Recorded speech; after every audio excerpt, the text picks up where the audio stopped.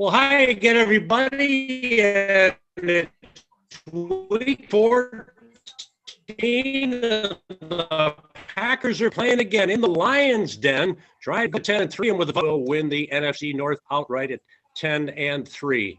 Michael Rachel is the guy you're looking at right now. He is young, he is handsome, and he's a rising star. John Dodds will be with us shortly. He's the Packers historian, an amazing talent in himself.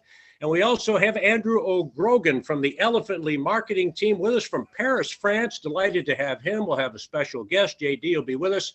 And none of this happens without Jason Ruck, our producer, and we appreciate him at WisconsinSportsStream.com, WSS. Shannon Geringer, also on that marketing team. Grateful to her. All right, let's get right to the I think, rather good news concerning the Packers, given the injuries that we looked at earlier in the week. Right, Michael? Yeah, well, for one, A.J. Dillon finally back in the active column for the Packers. It's been a while. He's been out on that COVID list, so good to see him back. Tavon Austin will suit up for the first time as a Green Bay Packer as well. We'll get that first-round pick wide receiver for Aaron Rodgers.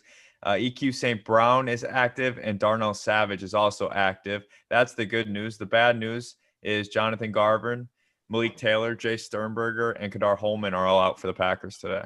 Yeah, Sternberger with a concussion, as you're well aware, and the same for EQ St. Brown and a knee, so it's nice to see him up. And Aaron Rodgers, what can we say about him? Let's talk with Andrew O'Grogan. A comment about number 12. He is playing at a stellar level, above everyone in the world, it seems, but Patrick Mahomes, as they perhaps will fight it out for MVP honors, Andrew. Yes, indeed. He is. Hold on a second. Let me get my thing up. Where are you taking us today? You're in Paris. We know that physically. I am, and I don't know if you can see me. I can't see myself right now, but this is Pippin Dodd's mask coming at you. Can you see me at all? Yeah, we do. You look great. Okay, cool. I can't see myself, but I don't care. Yeah, Aaron Rodgers, I mean, what can you say I love it on the McAfee show. I got to say, I really enjoy that show. It's probably my second favorite show to watch besides Pippin Dodds, but it's always fun to see him just chat like it doesn't matter on the show, and it's great to see the comments on what Brett Favre is saying about Aaron Rodgers and just the love all around the league about Aaron. So it's going well. We got a few games left, and I hope we can bring it home and maybe just soar past Mahomes and win an MVP for Aaron. Well, John Dodds is with us, and as soon as we get his audio up, we'll go right to him. But, Michael, Aaron Rodgers is in a sweet spot, as someone described. I think our friend Homer True was talking with Jason Wilde, an outstanding beat writer and reporter for the Packers. He's on time. He's not holding the ball. He says Devontae Adams makes him a better person. Number 12 seems to have come to a spot in life where he's feeling peace. And in the second year of that offense with Matt LaFleur, they are making magic. Yeah, and that was the discussion among Packers fans earlier in the year before the year started. Rodgers seemed to be happy and in a better spot mentally than we've seen in years past. And I think it's translated nicely to his game. As you said, Pip, he's in a groove right now. Mahomes didn't have a good game today. He threw 3 interceptions down in Miami. So Rodgers is right back in there for that MVP discussion, as you mentioned. And now you would think there'd be pretty much even odds to win that. So maybe Rodgers puts a good performance together against Detroit today. He'll be the favorite to be the MVP with just 3 more games to go. You had numbers on this in our pregame show earlier this week. The team number 1 in points at 379, averaging 31.6 and 48 TDs. They are on a pace to get right there with the 2011 team, 64 touchdowns. Actually 70. They're on a pace for 64, 70 in 2011. And last year they were 23.5. So as you say, what a difference a day makes. I see John Dodds is not only looking resplendent, but he has his audio up. So JD, what do you think about this game? I'm a little concerned. They have energy now, this Lions team, beating the Bears under the first game of the former Packers assistant coach, Darrell Bevell. Well, at least the Packers won the toss and elected to defer. Yeah. That hasn't happened in about 5 straight weeks after happening about 90% of the time earlier in the year. So it's starting off fast. That's the key to the Packers. They just haven't done that at all. They can win the division with a win. You said it, with the Vikings losing, that makes it easy. And Mason Crosby kicking in the end zone. Stafford and company will take it. And Michael, I think what I've been so very impressed with the Packers is that they do, as John said, generally speaking, not always, get off to good starts. They've been behind in the Lions' Den 9 of the last 10 times, talking about Ford Field. They did get down 14-3 before winning 42-21 earlier in the season at Lambeau. Yeah, that was my first time being on Pippin Dots as well, so I remember that one very, very well.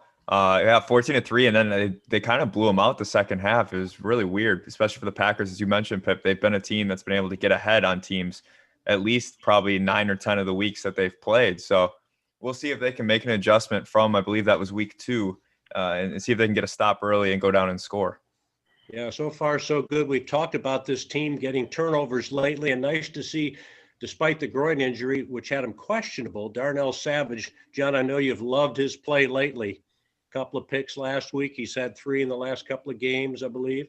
Yeah, he's starting to get it, and it looks like the Packers are pretty jacked up to start off the game, which is good to see. It's a 3rd and long now. If they can force a punt on a 3 and out, that would be huge, especially with the efficiency of Aaron Rodgers.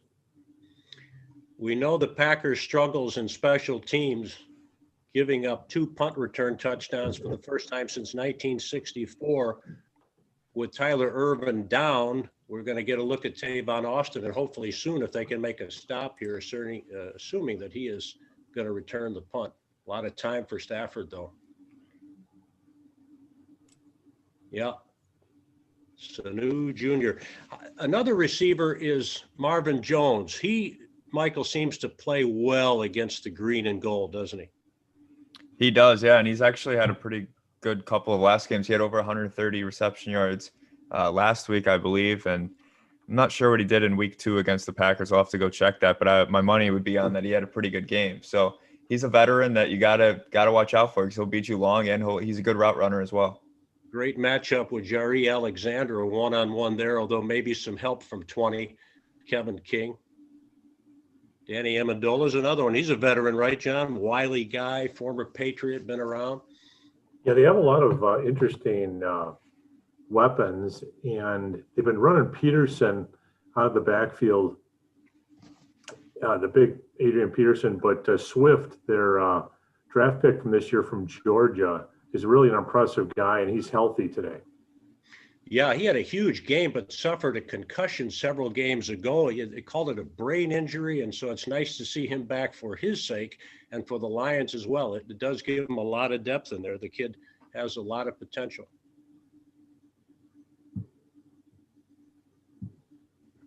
Devontae Adams, can't wait to see him if we can get the Packers defense to make a stop here. If he gets another touchdown, it would be 8 touchdowns in 8 games. That would tie Antonio Brown's NFL mark. What more can you say about 17, Michael? That hasn't already been said. That's tough because it's one of those things you're trying to find new adjectives for him on how good he's been and how lucky the Packers are to have him. And especially because he's doing it without, star weapons next to him. Like Julio Jones, he has called Calvin Ridley down in Atlanta, who's a star in his own right. The Packers don't really have that second star. So Devontae Adams is getting the best coverage from best corner from every team, and he's still putting up monster numbers, which makes it even that more impressive.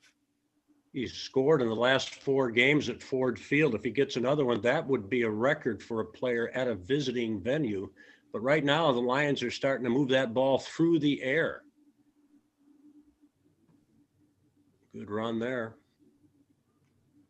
That's Swift, the rookie, as John Dodds mentioned. But Adrian Peterson got brought up earlier, and Donnie from Milwaukee has a question about Adrian Peterson. He goes, years ago, we asked, how can the Packers stop AP? Do you think we can do it today since he's back against us? If no comment, any stories from AP over the years against the Pack? I'll send it to JD. I bet you can give you an answer and a story. That's what I'm thinking. Boy, in his prime, just a superstar player, built like a defensive lineman. Just in general, again, when we're talking about Stafford, when he plays the Packers, he has the second best, or maybe the best arm strength in the NFL. I can never understand why he doesn't play as well against other teams. but boy, they have, and the problem the Packer defense has is with Darrell Bevel, you now have a new coach, new tendencies. The scouting report you used the last time you can throw out. So, and he knows the Packers and the West Coast really well.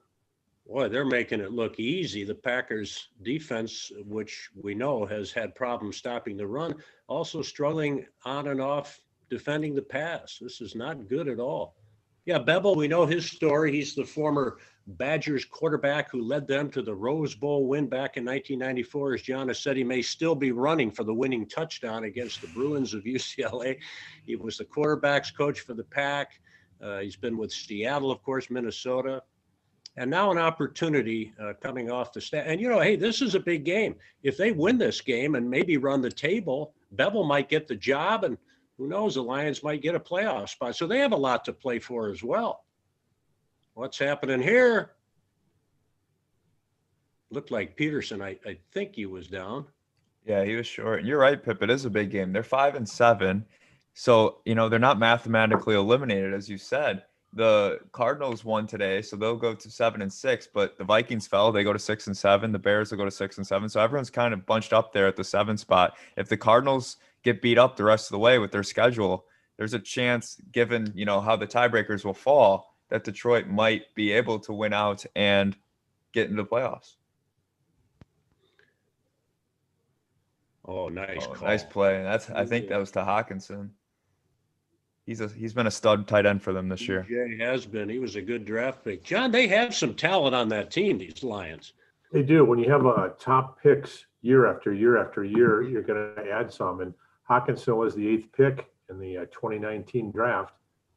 And, that drive was 11 plays, 75 yards, 536, and they converted 2 third downs. And, they ran it. That's obviously a play they haven't run, Packers haven't seen. But, it's up to Aaron Rodgers. It's mistakes in shortened field now, I guess. Well, this could well be a shootout. And we're all thinking the Packers are going to come away with a win and now clinch the division. But, again, this one scares me because of the change in coaches. And, they're usually tough at home especially. And as we pointed out, this is a rivalry that goes way, way, way back there. So you can trite it may be, but you can throw out the records when they meet one another. I'm never comfortable with these teams, including the Vikings. Andrew, what are you thinking? Not so great. Andrew O'Grogan in Paris from our marketing team, Elephantly. I could not so great at all. Not so great at all. I did see some questions come in though about the head coach there in Favre. Some cool stories back in the day. I'll go ahead and ask one. One's from Jason from Lake Geneva. There you go. He says some great headlines came this week on Darrell Bevel on hunting for cougars with Brett Favre being one of those stories. Any thoughts or memories of this time? His time in Green Bay? Yeah, or the story in specifically about hunting for cougars with Brett Favre, if you happen to know anything about that. That's from Jason from Lake Geneva. John, I'm thankful he's still alive because I don't know if Favre was the best hunter in the world. Didn't you mention that in a recent show we did? Yeah, NFL Films did a story on all the backups. Doug Peterson, Detmer, Brunell. They had all the guys Hasselbeck. They lined them all up in a room and they started telling Brett Favre stories. And Steve Sable asked him, "Did you ever go hunting with him?" And they all just went, "Oh no, he's the worst hunter you can possibly go with." Because you'd think that he would really know gun safety and everything. He really didn't. And if he'd see something, he'd turn, 180 and shoot it. So guys would be diving down, straight down. And AJ Hawk never was fearful of shooting Favre and then being martyred. He'd be martyred by the Packer fans for wrecking his streak. But they thought the country guy would be a great hunter, and he wasn't. And then so they would always kid that Doug Peterson was the highest paid best friend in the NFL, making $450,000 minimum just to be Brett Favre's friend. Yeah, and then he went on to win a Super Bowl as the coach of the Eagles. So that's pretty good. Michael, I think they hunt a little bit different down there in Mississippi than they do up in Wisconsin. I would assume so. I don't know. I'm not too knowledgeable on hunting, but I don't think I'd want to go far given on what JD said. You know, that Adrian Peterson question before, Adrian Peterson will always be the last guy out of the locker room. He's always in the training room, and you couldn't interview him there. And he'd come out, and you'd have to wait about 30 minutes for him. And he was built unlike any running back I've ever seen. It was more of a linebacker. He was just huge, and he was ripped. And had a tough situation. I think his dad might have been in prison. So he grew up. And he was the 7th pick out of the 2007 draft. And the Packers and the Vikings took him, obviously. The Packers and the Vikings had the same, I think they were both 4-8 through that 2006 season. And then the Packers won their last 4 games to finish 8-8 and had about the 17th pick. And because of that, they missed out on Peterson, Marshawn Lynch. There was just a Willis, the linebacker, who was taken by San Francisco. A lot of good players they missed out on. And they ended up with Harrell, the defensive lineman, who kept getting injured and just never did anything. Well, there's this combination we speak of right off the bat. Rodgers coming in, leading the league in touchdown passes and in passer rating. It is certainly vintage number 12 and great to see.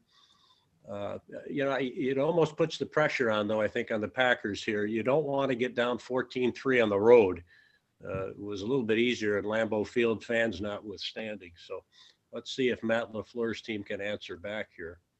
Something interesting there was Jamal Williams was the one returning the kickoff and not Tavon Austin. So we'll have to monitor that. Sometimes teams will put kickoff returners and punt returners as different people. So maybe Austin will return some punts, or maybe they'll wait on it. We'll see. But it was Williams back there. Oh, nice move. Nice move. Be open. Yeah. EQ St. Brown, way to go. I had read where Austin is not too much in the way of kickoffs, but his forte is in punt returning. I'm really enthused there because, boy, this special teams, Michael, I think, talked about it, JD, the last time we were together on the pregame show that, if you can't get the special teams fixed in the playoffs, you can be taken advantage of. And yet, as you have said, when you have all these injuries, it's really difficult to make adjustments, particularly this late in the season. I think so. And it's all about the playoffs is all about field position. It's turnovers and special teams. Oh, nice, baby. What a go. Move. Go, go, go, go. Yes. There are a couple of records, I think, if the notes were right that I saw, guys. That is a touchdown in 8 straight games, tying Antonio Brown now with Tampa Bay. And how about 5 straight games scoring at Ford Field, another mark for a pass catcher. I don't know what more can be said about this guy. Pip, what do you mean this is going to be a shootout? you want to take that back, or? Oh, yeah. The defense might rest today, right, guys? They're missing Akuda, their number 1 pick. They're pick number 3 from Ohio State, and so that's a big loss. They're really hurt in the secondary. They're really hurt on defense. So, geez, you got interfered with too. What an elite player. Green Bay has not had a number 1 wide receiver. I used to cause a lot of controversy on my website. I never viewed Jordy Nelson as a number 1 wide receiver, and God love him, he was a top number 2 wide receiver. Same thing with Greg Jennings, but Lofton, Sharp. Those guys were number 1. Devontae Adams is a number 1. And people would come back to me, well, what do you define number 1 as? I define number 1 as when I'm looking in the press box down in the field and Devontae Adams or Sterling Sharp goes to one side, more than 2 heads turn in that defense and they react to it. And they always did. Sharp would go over here and 2 or 3 guys would move over. And Jordy Nelson was a number 1 wide receiver on the 4th and 5th and 6th options. When Rodgers was extending plays, he was a genius at knowing what Rodgers was looking at. But off the line of scrimmage, he could bump them. And off the line, if you needed a quick slant or whatever, sometimes he could be, pushed up and knocked off his route. That's why I didn't think he was a number 1. He was close. He was a great number 2. Same with Jennings.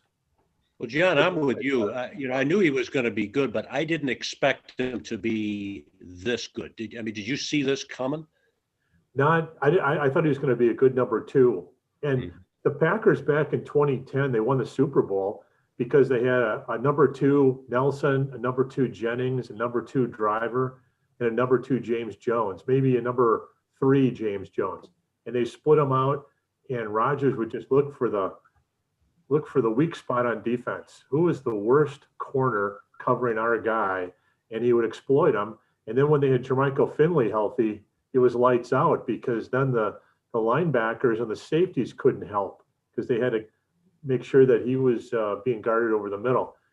It's amazing what they're doing here, because they only have one wide receiver, number 1, and they have a great offensive line.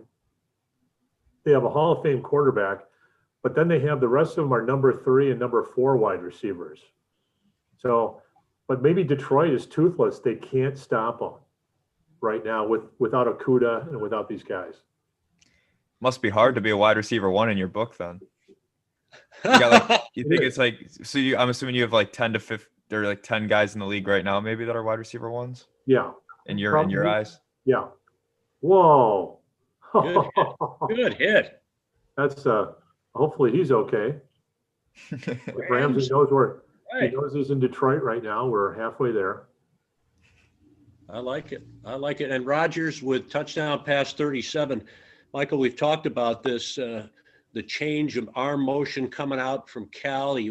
Rodgers held that ball up by his ear hole. They moved it down. And one of the guys who helped him was Darrell Bevell, the head coach of the Lions, his QB coach. And he says he felt that Rodgers had greatness written all over him from the beginning. I don't know if anyone necessarily or everyone would agree with that.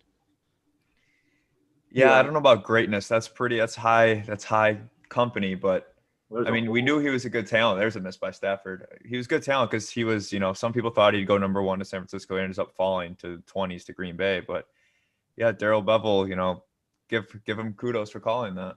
Mm-hmm. You said it. And that was a big miss by Stafford, John. Whew. Yeah, the Packers are starting off with 3 down defensive linemen, which usually they play nickel, and they're not playing that. They're trying to stop the run. Now they're back in now they're in what they've been playing all year. If they can stop the run with the nickel package, they can more likely guard Amendola and those little outlets, and then Hawkinson over the middle. He's John Dodds, the Packers historian. We have been blessed to have Michael Rachel join the team. It's the Pippen Dodds Packers podcast. I'm Tom Pippins. Our producer is the best in the biz, in my admittedly biased opinion, and Jason Ruck, who makes it all happen back at WisconsinSportsStream.com, WSS, Facebook, and Twitter, pippendodds.com/ask for Michael Rachel to read off those questions, and we encourage those from you. Andrew Grogan from our marketing team, Elephant Lee, there in Paris, and we've got 3rd and 6. Nice pressure there from the Packers. That's a nice catch by Hawkinson, though, huh? Yeah, good defense, though. Good containment in front of the sticks, so no Yeah. damage done. Just 4-yard gain, punted away. Yeah, there you go. Well I said. like the intensity, though, so far by the Packers, and the energy. Oh, that's an incomplete pass. Yeah, not worth challenging, though. No challenge, no. No need to, right. Now, if there's like an offside something in here, that'd be unfortunate. But Yeah, exactly. This looks like Tavon Austin, boys. I'm excited. Is he wearing 16, Michael? yeah, he should be number 16. I didn't catch Yeah, who was back there, but if it's he's 16, back. that's Austin. 16, yeah.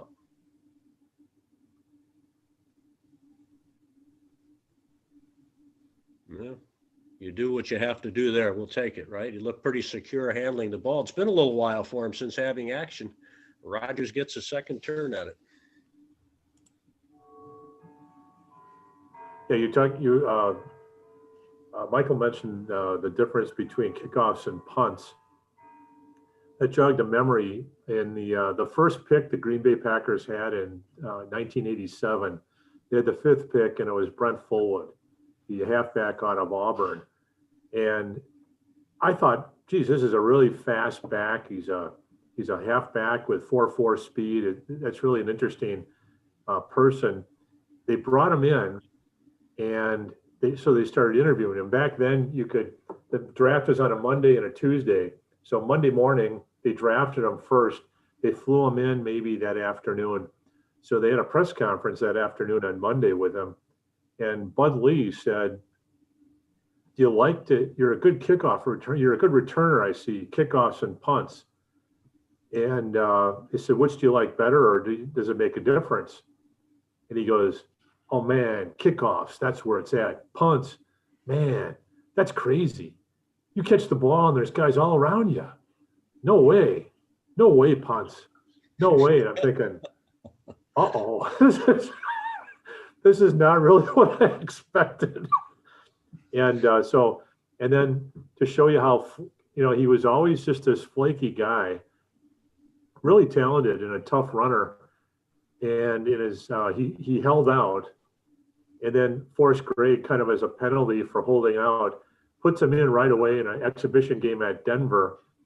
And the first time he touches the ball, Denver kicks it off to him, and he catches it at the 3, and he runs 96 yards for an apparent touchdown, and then he spikes the ball on the 1-yard line and does a little dance, and the ball goes through the end zone for a touchback. And I'm thinking, and that was probably the high point, and went down from there, went downhill. He missed a game because of his knee. He couldn't go against the Bears, and he was out in a discotheque that night. And it was just like, they finally got rid of him. But that was the 5th overall pick. But when he said, I don't like punts crazy, that was not impressive. Some of those picks back in the day, less than memorable, huh? No wonder the franchise took major steps back before Ron Wolf came to the fray. I see Shannon Gallagher has joined us. I can see her. If she wants to open up the mic and join in the conversation at any time, she's welcome to. Hi, Pip. Hi, how are you? Great to see you. You had a little clash to this team. Nice play there for MVS. We're feeling pretty good about the pack so far. How about you? Well, your guess is as good as mine, Tom. Now you're becoming a real aficionado here. You're learning from JD, and look out. You may replace, who knows, on the sideline doing the reporting.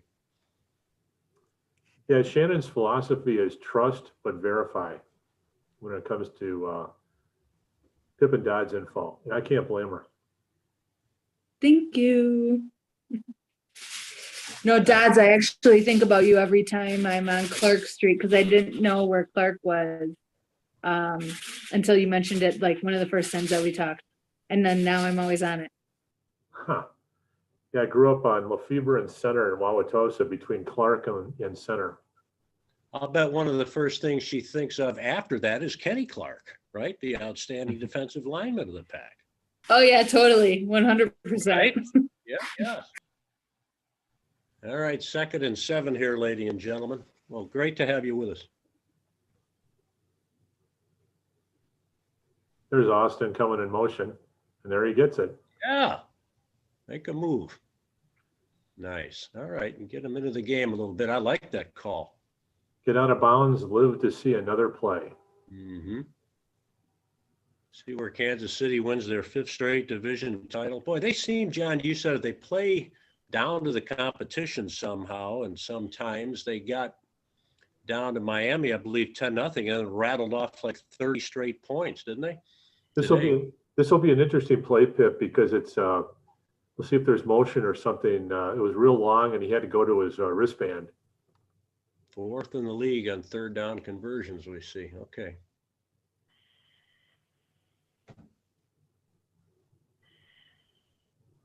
Oh, a little scramble. That'll work. Just get down in a hurry. He's much better at that than he used to go head first, right, John? A concussion or two will do that. Boy, in 2010, he did that and just got hit a little bit and didn't even Against the Lions, against the Lions, and it was in the first quarter, and he was knocked silly just on a play just like that, hit a little bit harder, and it wasn't that bad of a deal. And I thought, oh my goodness. So he left. The Packers lost that game 7-3. And then he didn't play against New England. Matt Flynn played the next week. But luckily he came back, and from that time, he's been the greatest quarterback arguably in history since that concussion. Right. So I don't know what the heck. It was the darndest thing. Well, and to support your point, you see the graphics there, no scrambles against the Eagles, 7th fewest scrambles in the league. So he's getting a lot smarter, isn't he? Not that he wasn't always bright, but he's taking good care to take care. Yeah, you can see he puts himself, how athletic he is, he puts himself and his body in situations where he doesn't get hit a lot. That's why that one hit in Tampa Bay where he was going for the end zone was a curious call and a curious play. That was he took that hard shot. Wow. And again, by Williams. Always going forward. Pip, going back to your Kansas City statement, I think you're right. They kind of do play down to their competition. It almost seems like they know what they need to do to get a win, and they're content in doing it. It reminds me of the Warriors back a couple years ago, and they were just better than everybody else, and they'd be down after 3 quarters, and then they'd just take over in the 4th. But they're starting to develop a couple of bad habits. Mahomes hasn't played well the last 2 games, so I don't know. They're becoming more interesting to me now. I don't think they're such a heavy favorite as I once thought a couple of weeks ago. First down run. Nice. Yeah. And I'm glad you brought that up, because if Rodgers can keep on this pace, maybe there will be a 3rd MVP. And I was wondering, remember, John, when didn't Favre share the 3rd MVP that he won with Barry Sanders? I mean, could something like that happen again or not? I think it could. And the thing about Favre, he was the first 3-time winner. Peyton Manning, I think, has won it 5 times. But Favre could have won it arguably 3 other times. And one of them was 2007, when it just so happened that Moss went to New England and Brady threw 29 touchdown passes to Moss. And so he got the MVP. But Favre could have won it a lot more than just 3. Look at the hard running by Jones. Some good blocking, too. I couldn't agree more. This offensive line has been just terrific. You start talking about Favre, and you know Andrew O'Grogan is going to smile, Michael, right? Out there in Paris. He loves the guy. He does. We're talking about the MVP here, and Pip, I'm going to throw this one to you since it's very similar to what you were just talking about. This is Karen from Milwaukee.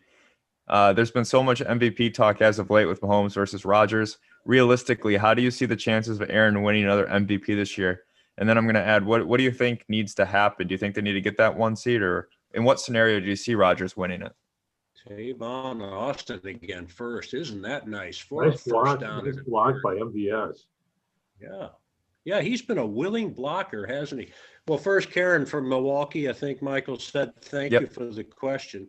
Yeah, I think that if the Packers can get the number 1 seed and get by New Orleans, and hopefully Kansas City beats them, whether or not Drew Brees plays, which is not a guarantee, as we know he's been out with those broken ribs and a punctured lung, a horrible injury. So hopefully he gets back for their sake.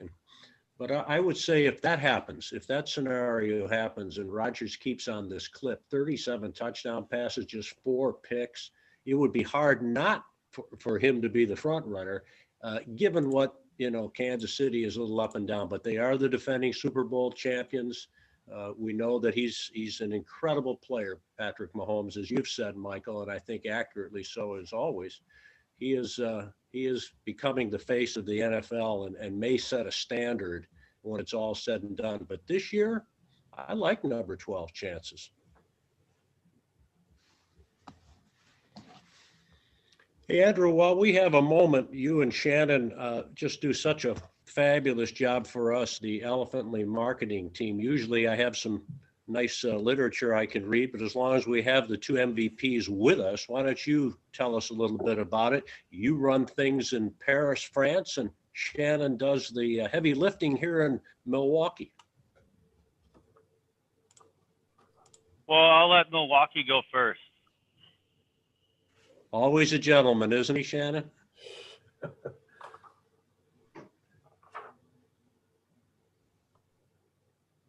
She's going to have to. Okay.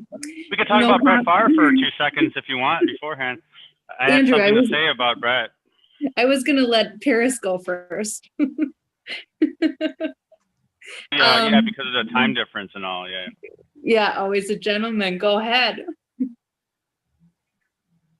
Oh, okay. I'm going because I really want to say something about Favre, but I will say something about Elephantly. But yeah, Do Favre, Favre, do I Favre, would like and then to do say something Elephant. about Favre. Yeah, because listening to Favre, I guess, have that quote on the radio and everybody going crazy. I watched the Herd show and all those bad shows besides the show that we're on right now.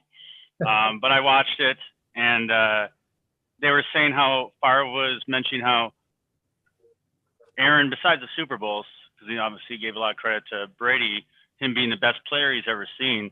And then it just made me think about how when we've talked about, I've heard Dodd say, and I agree, being the best football player we've ever seen, Brett Favre. And just thinking back to when he used to like make those blocks and things that nobody would ever do these days, like as a quarterback. It's just, it's wild to see. I mean, you have Tom Brady being Tom Brady, of course, and the great coaching, and he stands back there, does a good job.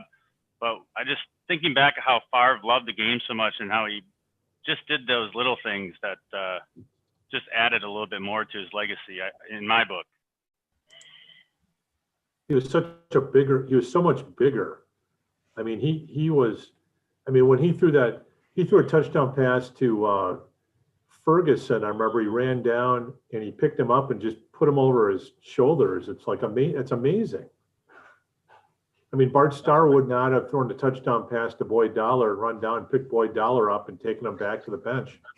Favre was strong like bull, right? What they call that, the wheelbarrow thing or whatever? He used to throw him right up on his shoulders like a sack of potatoes. All right, how about a little bit about Elephant League, please? Oh, yeah, because I was going to say Tom Brady, I'm not even sure if he can throw Giselle over his shoulders, but even though she's a supermodel and weighs about 100 pounds. But anyway, I digress.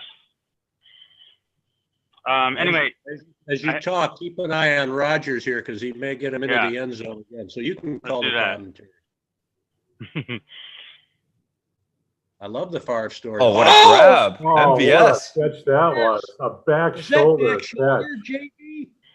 Wow, a back shoulder catch From MVS. He's ever made in Green Bay. Start talking about Favre and look what happens. I love it. Yeah. Look at that catch. Number 38. Shoulder throw. Oh. And is in his hands, and he one-hands it at the end. Wow. That was magnificent. I did not see that one coming today. I'm with you, Michael. All right, we're going to get to Elephant League, but now since you started Favre, we got all these great stories. John, Aaron Rodgers and leadership.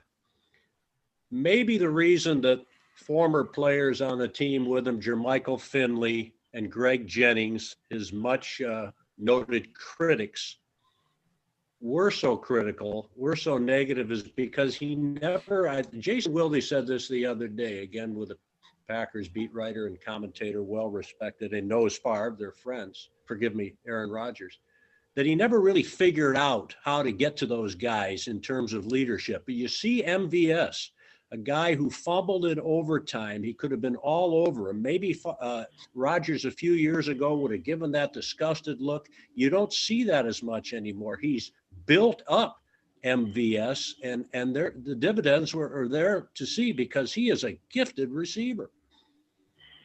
Yeah, when I never, ever saw anything the first 3 years, well, if the first 2 years of Aaron Rodgers' career that would have indicated anything of a Hall of Fame career.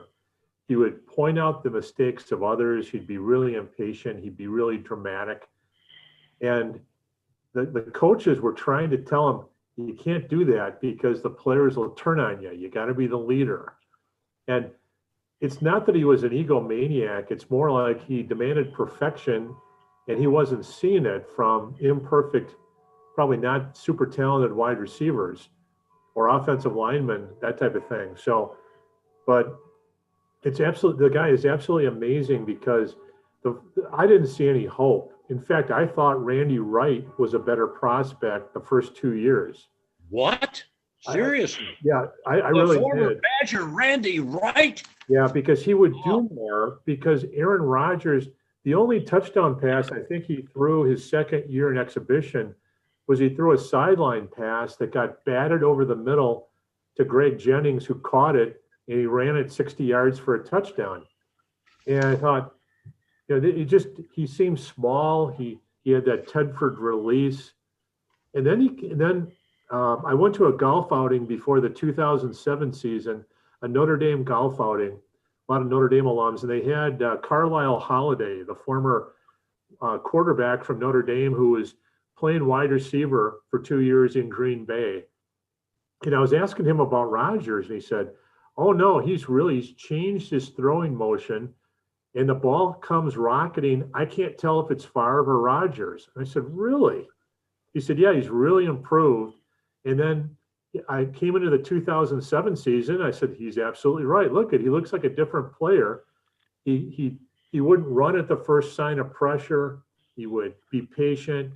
He learned the offense, and every year he got better. He developed pocket awareness in 2009, and then by 2010, after that concussion, he was better than Joe Montana for now a decade." A 7-minute drive there, and it was just perfect. Michael, thankfully you haven't had to sit through the years of Forrest Gregg and then the late great Bart Starr and all the misery, but you have watched great quarterbacking. We look at this offense now, and it is really humming. I don't know as we can remember too many times, perhaps other than 2011, when it's been this good. I give a lot of credit to LaFleur as well, because I think this offense is it's so precise and everything seems to be open on the first look. And it's not necessarily Rodgers throwing balls in tight windows and receivers making plays. A lot of it's like wide open up the middle of the field, and they use Jones out of the backfield really well in the passing game.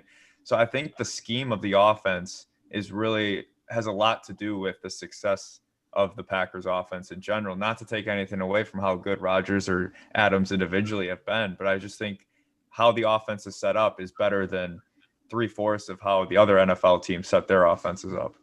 I think you hit the nail right on the head, because if Mike McCarthy's still coaching or someone like that, maybe Rodgers doesn't come back to be as prolific. I don't like that. That's a nice play there. Okay, Andrew, Elephantly, our marketing team, you and Shannon have been real gifts to us. So give us a quick line or two about what you do for us and for everybody else.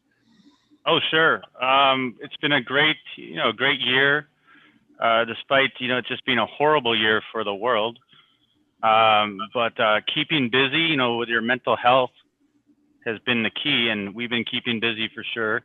Doing a lot of different projects, from mobile applications to new e-commerce platforms for different brands. And of course, Pip and Dodds, bringing it every week, doing our best to get that out there, and very, very pleased to be doing this and to be working in the hometown where I'm from, even watching from far away, and being able to be a part of this. So it's been a lot of fun. Mm-hmm. John, thank you for that. Is Kevin King to blame on that? It looked like, he went one way, there was coverage there, and these guys are getting open pretty easily here. I guess we could say the same about Packers receivers. Yeah, the Packer defense doesn't have superstars in it. They have some very good players, Alexander. I think this is more of a reflection that Stafford is a good quarterback. Bevel has a good scheme, and if you attack the flanks, that's the weakness of all defenses. And Hawkinson can get out there, the tight end. They just showed Lowry there. Lowry has stepped it up the last 2 weeks. Don't know if he had injury issues or what, but the key is the pass rush here. Mm-hmm. Yeah, how about it? As if Dean Lowry hearing JD, it's amazing. It's like they have an and he's been doing a lot of the good dirty work, and it's been fabulous. Shannon, it's been such a pleasure to get to know you here and contacts you've set us up with. How about how Elephantly looks from the local perspective? So Thank you. Well, Pip, you know that I brag about everyone that I meet that I know you. I say in my second breath, well, I work with Tom Pippins and John Dodds. Do you know them? And whether I'm at the grocery store, in the hot tub, at the gym, or wherever I am, the pleasure's on this side of the table. So yeah, no, it's been really cool plugging into the entrepreneur community. Mhm. Right when I got back from Paris about 2 years ago, I really inserted myself into this group. And from there on out, I've just been able to meet entrepreneurs, solopreneurs, entrepreneurs, anybody who needs Elephantly services, web, SEO, design, UX, UI. And so then from there, it's just been really fruitful, I would say. I think it's a community in Milwaukee that I haven't even scratched the surface as far as who is out there, whether it's artists or tech entrepreneurs. There's tons of people that I haven't even met yet. So that's sort of my like thing right now, is getting out there, which is obviously hard because, you know, you can't really meet people Mhm. face to face right now. And I feel like a lot of my business comes from shaking hands and meeting other people. So we'll see how that goes in 2021. You know firsthand, Pip, just from being at the co-work, that type of community and that type of atmosphere and environment to be around people who are doing things has been awesome. So yeah, that's sort of the long and short of Elephantly Collective Milwaukee branch. Well, you are the great connector, and it's been the Pippin Dodds Packers podcast. And then we made a great acquisition, didn't we, in the season? And Michael Rachel has become a bona fide member of the team. Yeah. And so grateful for him. Oh Michael, yeah. the comment, Hi, Michael. Sean Gary. Hey, Yeah, Shannon. yeah.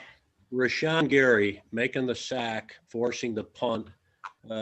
He has really emerged, hasn't he? It's so, John has said, I think he's got the talent. You know, maybe he was miscast at Michigan, struggled a little bit with injuries, but those athletic gifts have really become evident. I think this has been a year where he's turned the corner, and he's not the only one among the Packers. MVS, I suppose, among them. How about from your perspective? Yeah, well, first on that last play, it kind of made me chuckle a little bit because he basically ran all the way around on the left side and ran right by him, but took a really long path to get to Stafford. It's pretty funny. Basically, just outsped everybody. But yeah, he's been pretty encouraging. And then Dean Lowry, as you said, just got the sack as well, back-to-back plays. So, it's good. They got to Carson Wentz. They're able to get to Stafford so early in this game. If they can keep that up, we need to get these good habits so that when the playoffs come around, you're playing better offensive lines, and it's tougher to get to these quarterbacks. Maybe you've learned some things along the way that'll do that. So yeah, Rashawn Gary has been showing glimpses of stardom.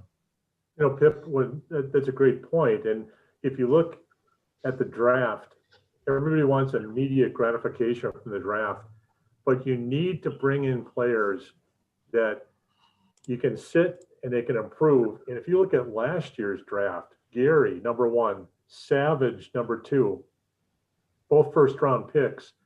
And then Elton Jenkins, the second round pick, top 44 pick. Those 3 guys are making an impact, especially Jenkins. Sternberger's been hurt. Kiki, the 5th round pick, is making impressions at defense. So sometimes it takes an extra year for these guys to get it. And I know that Gary came out as a 21-year-old, and so did Savage. Sometimes these guys come out earlier. This isn't the NBA where you can play a man's game right away. You might need to sit and figure it out. Kiki had a sack and a half against the Eagles. So, yeah, I agree. It's just real. You're starting to say to yourself, well, maybe Brian Gutekunst and his staff, some of these draft picks are really coming along, and it can only help Aaron Rodgers as he seeks perhaps another MVP, and who knows, maybe a shot at the Super Bowl. Well, wide open again. Love the routes. Well, it's his boundary speed. That's the thing. It's MVS has that boundary speed, so you have to play off him. That's why he was so wide open. Mm-hmm.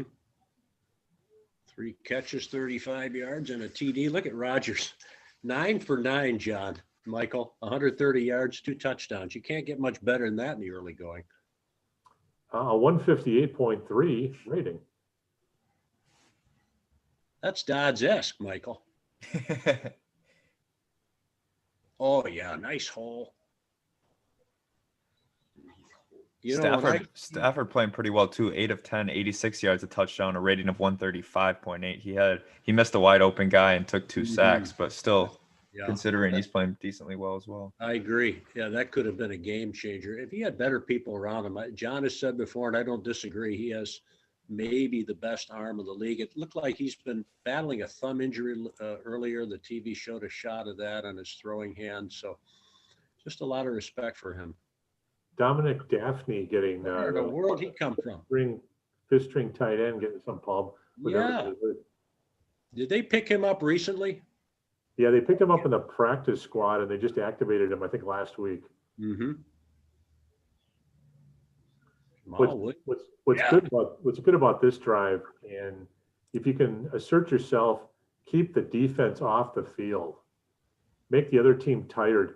That was the one flaw in that 15-1 2011 team. The most efficient Packer offense ever. They would go 80 yards in 3 plays. Well, that puts the defense back on. Why don't you go 80 yards in 11 plays if you can? Mm-hmm. Control the ball and take your bad defense that was rated, I think, 30th, and keep them off the field. Yep. John, do you have any thoughts on who might be on fire this year that might be scaring you? I know that the Giants have been playing very well. Yeah, I think they lost today big, or they were down. They did. Arizona beat them pretty handily, didn't they, Michael? Yeah. Yeah, they did. The one team that scares me, this bye is important. This cold weather, the Packers, look at how the Packers are playing in a dome here. If it's a quiet dome, the efficiency of Rodgers, I think, works in a dome better than even the advantage of having a cold weather. But have it so the Rams have to play the Saints and the winner plays the Packers in the playoffs. However that sets up, that's what you want to see. I'm glad Andrew brought that up because the Rams really scare me. I mean, they were dominating against the Patriots the other night. They seem to have it all together on both sides of the football. Yeah, Goff is if he's on, that would be in trouble. You know, anybody would be in trouble, but he's not always on. But they have a running game. They have a decent offensive line. Their defensive line is terrific. They have a big-time thumper at middle linebacker, and their secondary, they traded a bunch of picks for Jalen Ramsey. So they have a superstar Woodson-type player in the secondary. I don't want, just let New Orleans deal with it. Was that Bakhtiari jumping offside? Might have been. 10 for 10 for Rodgers, and it wasn't much of a gainer, but I thought Devontae Adams, Michael, made a tough catch, didn't he? I mean, he just about picked it off the ground. You take him for granted. Yeah, it's going to be hard once, he retires and you're like, where did Devontae Adams go? We need, another one of those making impossible catches that we didn't think were impossible at the time. Thankfully, he's still 27, 28 years old. Going to be around a while. 3rd and 10 now. Lots of hands catches today that I don't know if you can make in January in Lambeau. Yeah, John, I agree.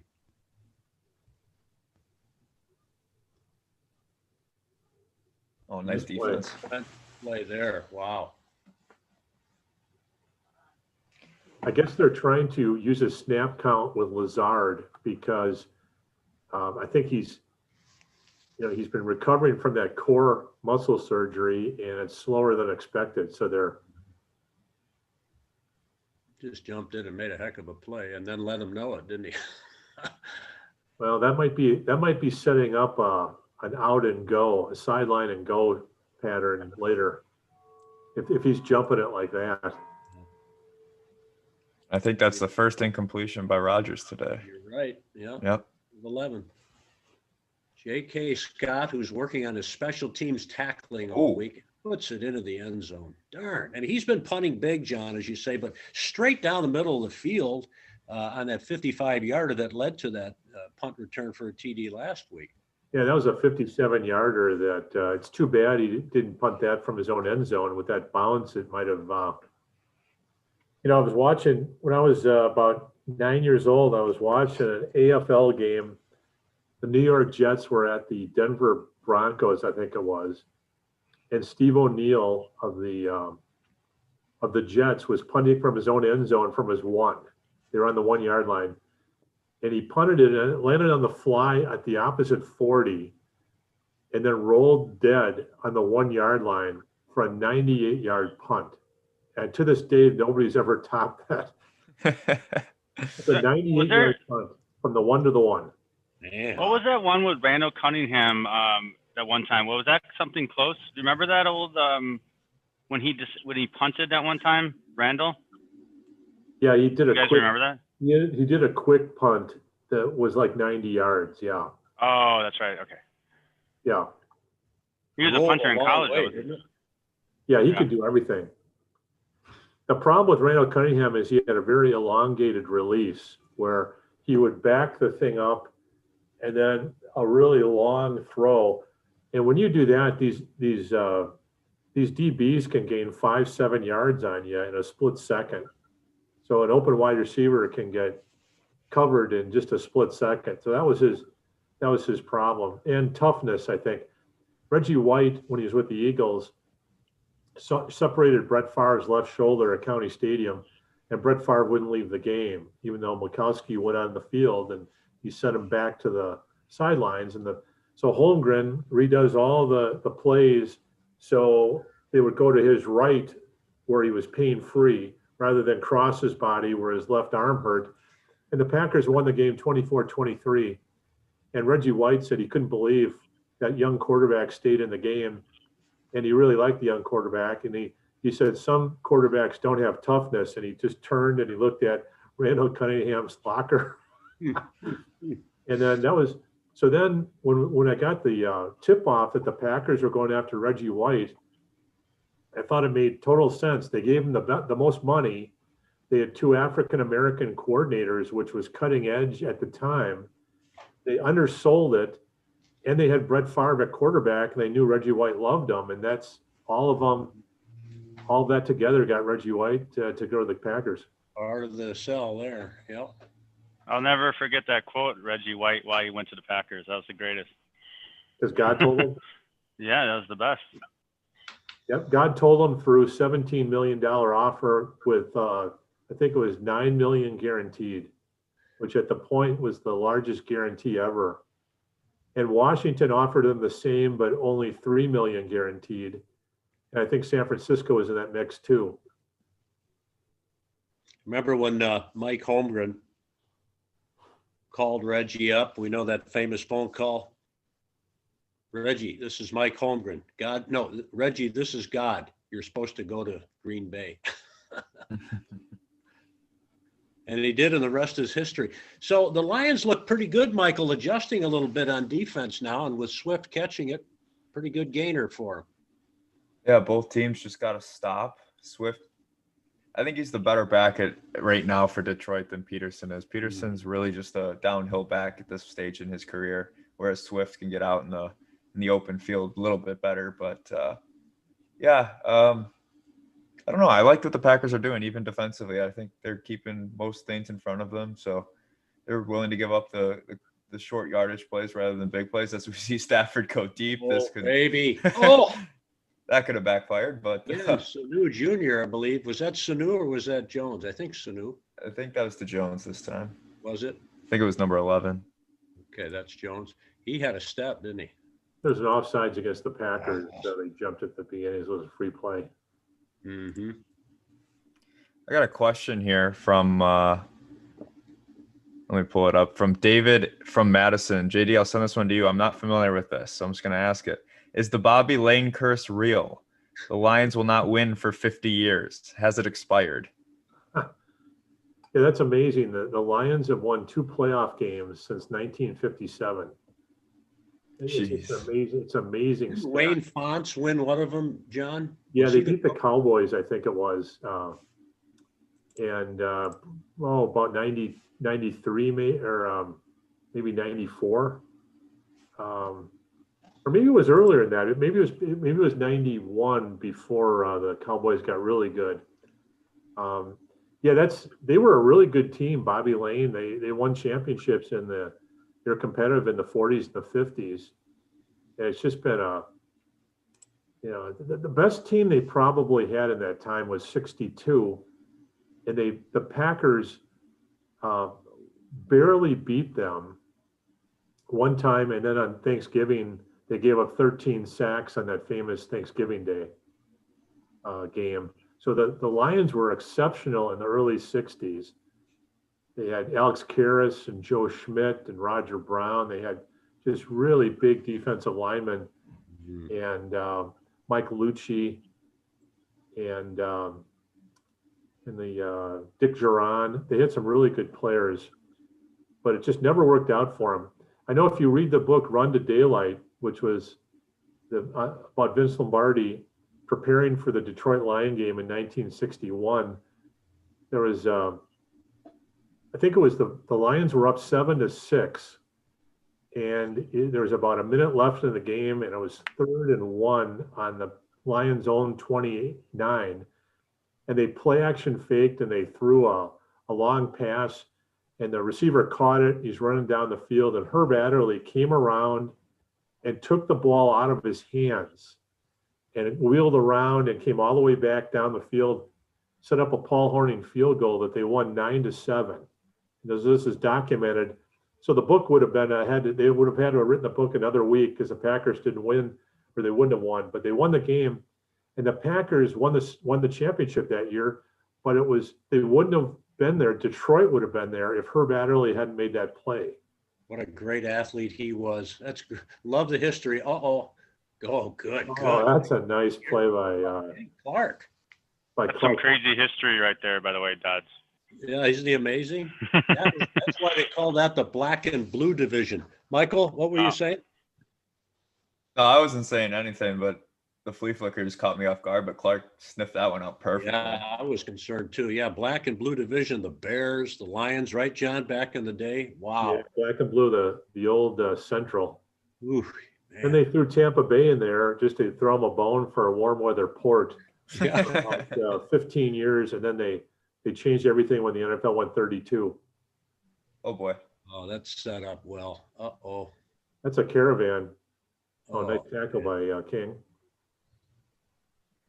A little quick update. New Orleans down 10-0 to Philadelphia. Really? That's in Philly, is it not, Michael? It is. So if that result holds, this one holds, I believe the Packers move up to that 1 spot. Yeah. Yes. That last drive there, the Lions get a key stop, and now they come down because you're up 21-7. You're going to get the ball. We know that coming out of the half, but hey, we can't expect this to be a runaway. That was not a very good effort by King. Well, King has concussion issues, and he also has shoulder issues. So, and so does Jair Alexander. So you're going to see weak tackling on that side. Yeah. And I think they discovered a little trend here that. Yeah, the concussion, sure. Oh, I think it's Kerryon Johnson. I don't think we've seen him yet today. Right. He beat up the Packers in week 2 in the 2 opening drives. They gave it to him basically every time, and he marched down and scored. Right, and he's a third stringer with Swift back and Adrian Peterson, and Kerryon, I think, has had some knee issues. So yeah, he's been banged up this year, much like Swift has too. 12 of 15, 144 and a TD. You were saying earlier, Michael, pretty good numbers for Stafford.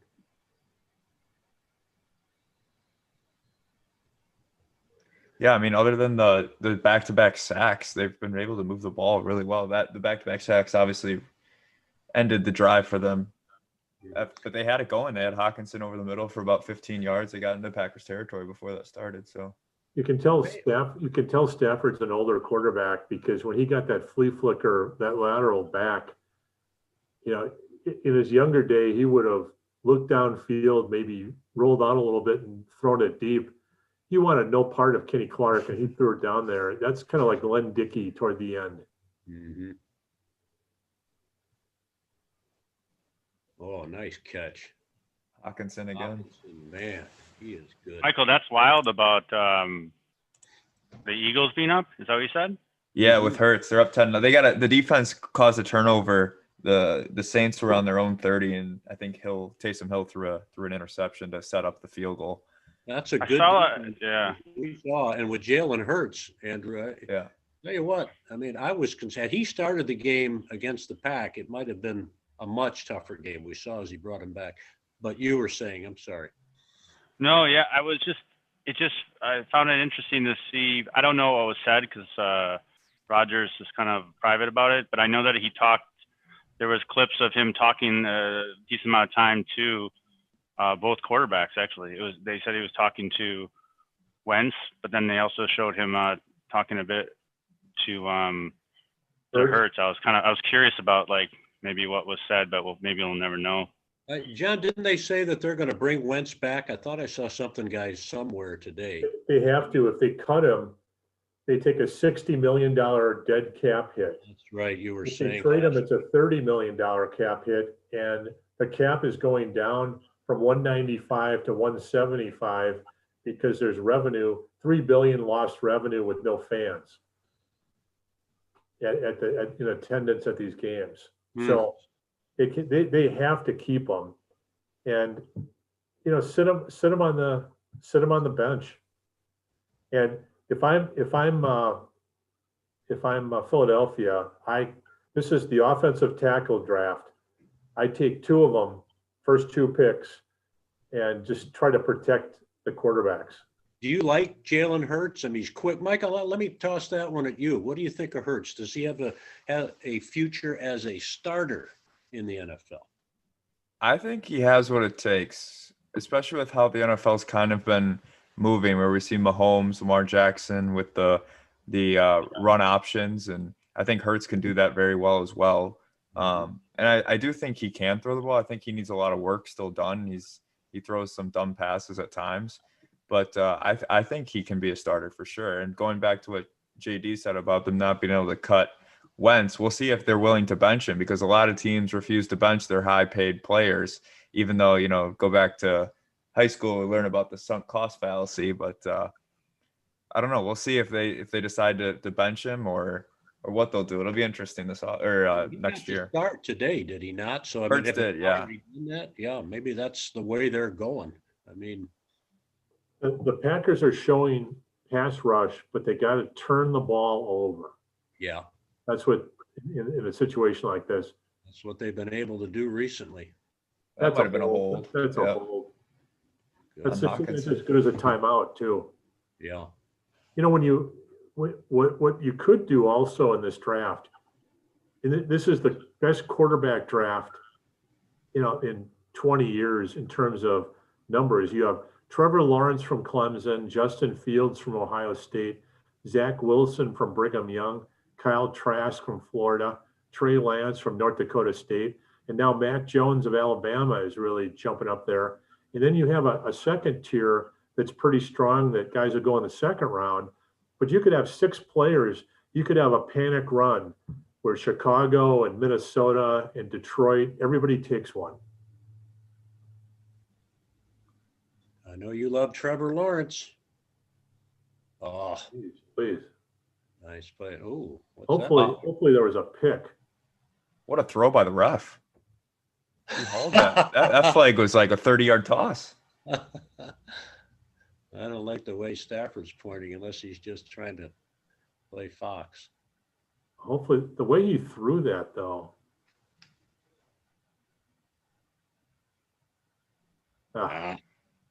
Who caught that? Was it Hawkinson again? Yeah. Looked like, yeah. He's having a day. Sullivan on the hold. Yeah, I want to see that again because it looked like he pushed off.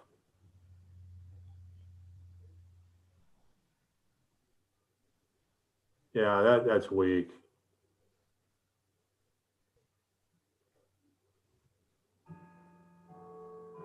Wait, they accepted it?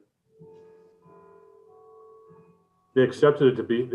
Oh, they declined it. Didn't he catch it for a first down? No, Oh, he dropped it.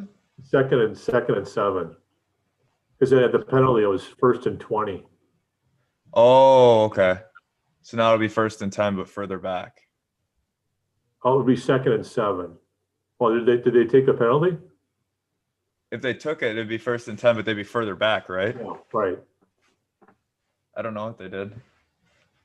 Because the catch was made.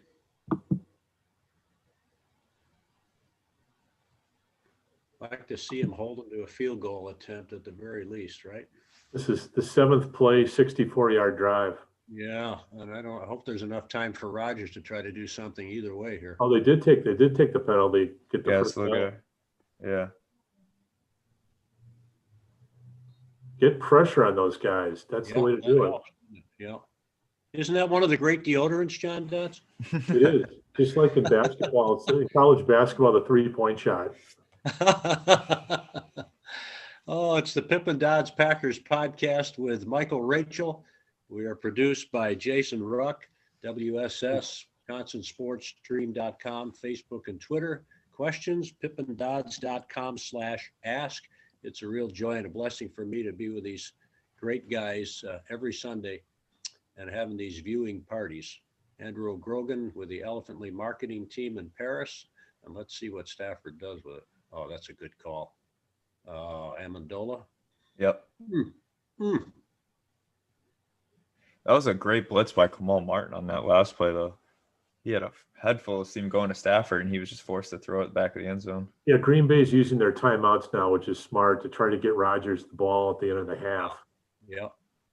Yeah, Ramsey, I think. I don't think they'll employ the strategy that they did in the in the Super Bowl against Denver, where they let them score. Yeah.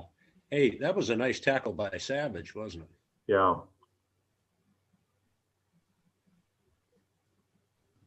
Amendola's still got a little bit left. I think you'll see Detroit run the ball on this first down here.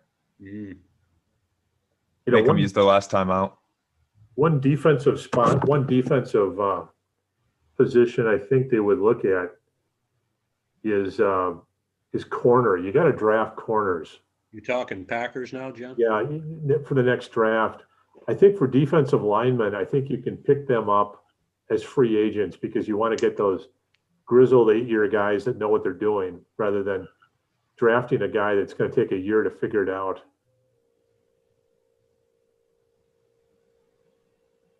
Yeah. Jeez. Yeah, take another timeout. They just did. Mm-hmm. I feel like I'd run it one more time if I'm Detroit. Mm-hmm.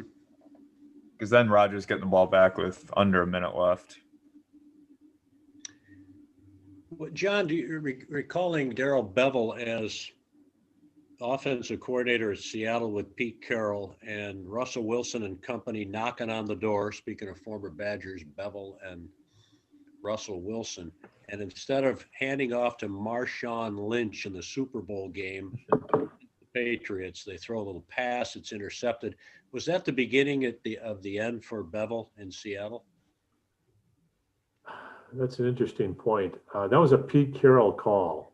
It was. I believe Okay. it was, yeah. And that was absolutely nuts because they were running at will against New England. And the crazy thing on that play is it was a great interception but they knew the play. New England had studied it enough. They saw the lineup where the rookie DB who intercepted the ball knew where the ball was coming. He made a great play. I mean, it was amazing. Mm-hmm.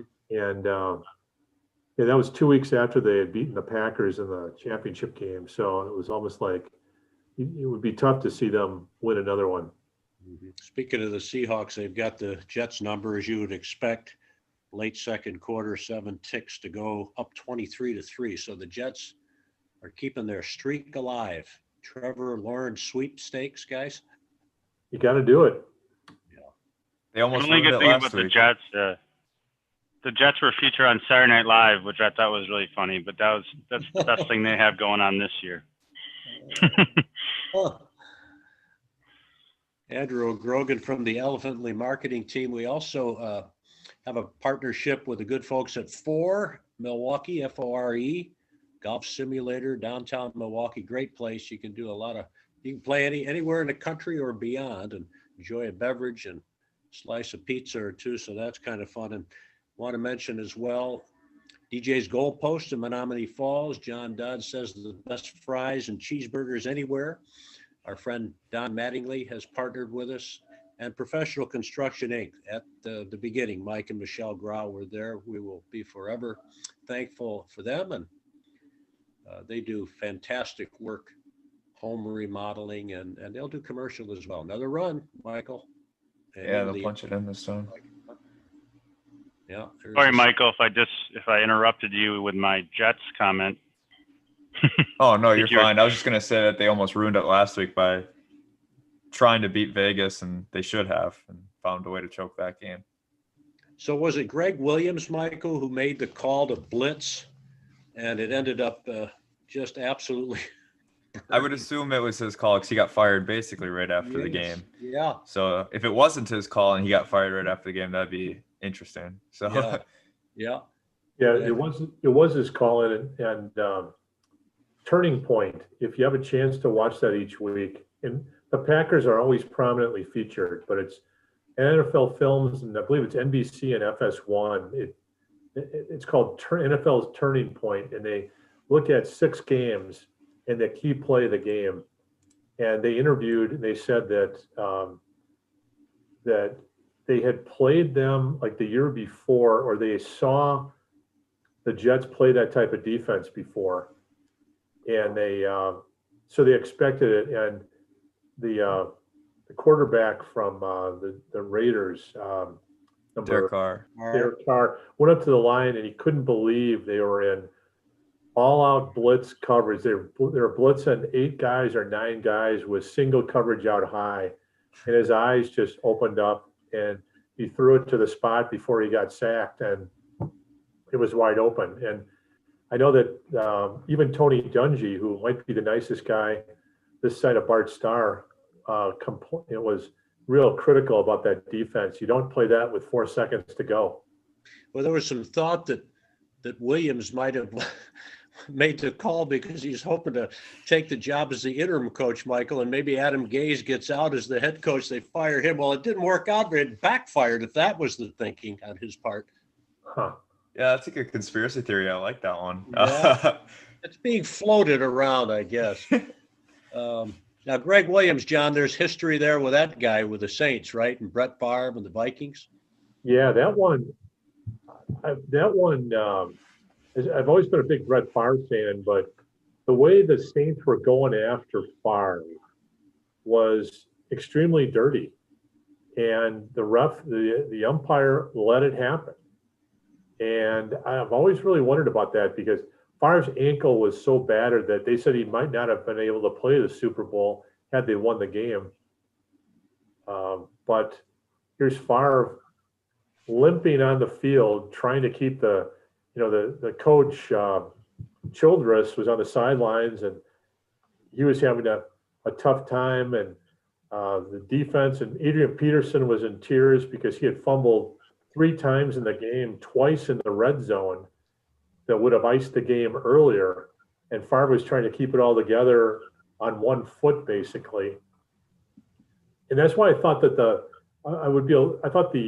broadcast team for the Vikings were a little bit too harsh on Favre for that throw. Yeah, he threw the interception, but just like Norm Van Brocklin in 1960, he was totally. This is too bad. You want the Lions to be able to score. Exactly, unless they're going to fumble on the next play. Yeah, give them the touchdown. Give them the touchdown. Let Rodgers have it. Oh, good. They did. Okay. The stunner in Philadelphia continues 17-0 Philadelphia. My.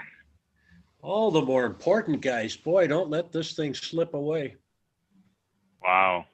Well, the bad thing for the Packers, if they lose this one, if it's a 3-way tie, Then the Packers lose out to the Rams with all the tiebreakers, because then this is an NFC team game, so it counts more in the tie-breaking procedures. Mm-hmm. So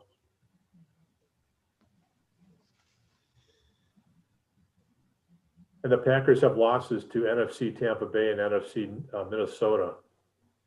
That was a nice drive, John. I know you're always on the numbers. 11 plays, 80 yards, 414. Yeah. To the end zone. Yeah, Stafford is 14 of 18 for 164 and a touchdown. The Packers came into the game trying to stop the run, and they've basically done that, but Detroit spread them out, and they've gone to 5 wide receivers, or 3 wide receivers, and then Peterson and Swift out of the backfield.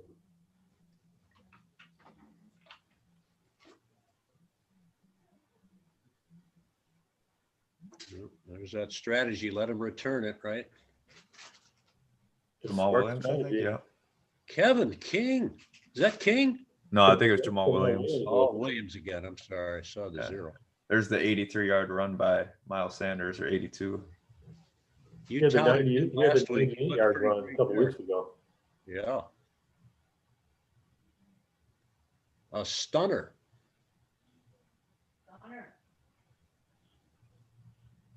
Sooner or later, without Drew Brees, Michael, you think it'd come back to bite him a little bit, right?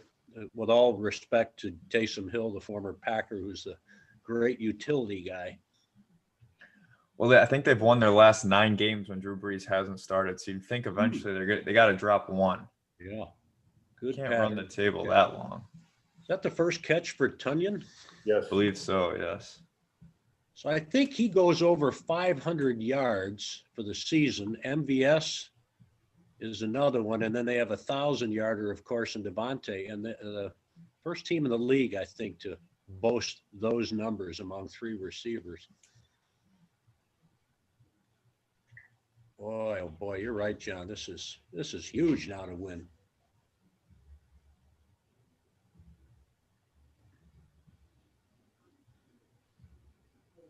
There aren't many better in this situation, right, guys? 2 minutes or less, give it to Rodgers and let him work. Well, this is why you defer. Yes. At the beginning of the game. Yeah. Oh, man. That was a tight pocket he was trying to throw into there. I think he had a receiver short, didn't he? But he did, but he was coming. Yeah. It was Aaron Jones. Yeah, and he's thinking, get to the side. That's good. Another pretty good play. The Lions, I don't know if they've made an adjustment. They seem to be covering better now, the last couple of series. They're playing zone now, it looks like.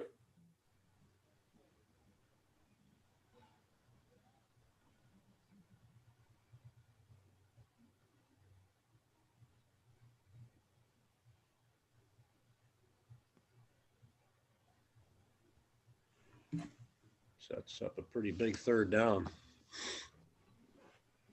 The Packers have been so good at 3rd down conversions. I think they're 4th best in the NFL at roughly 44%. Mm-hmm.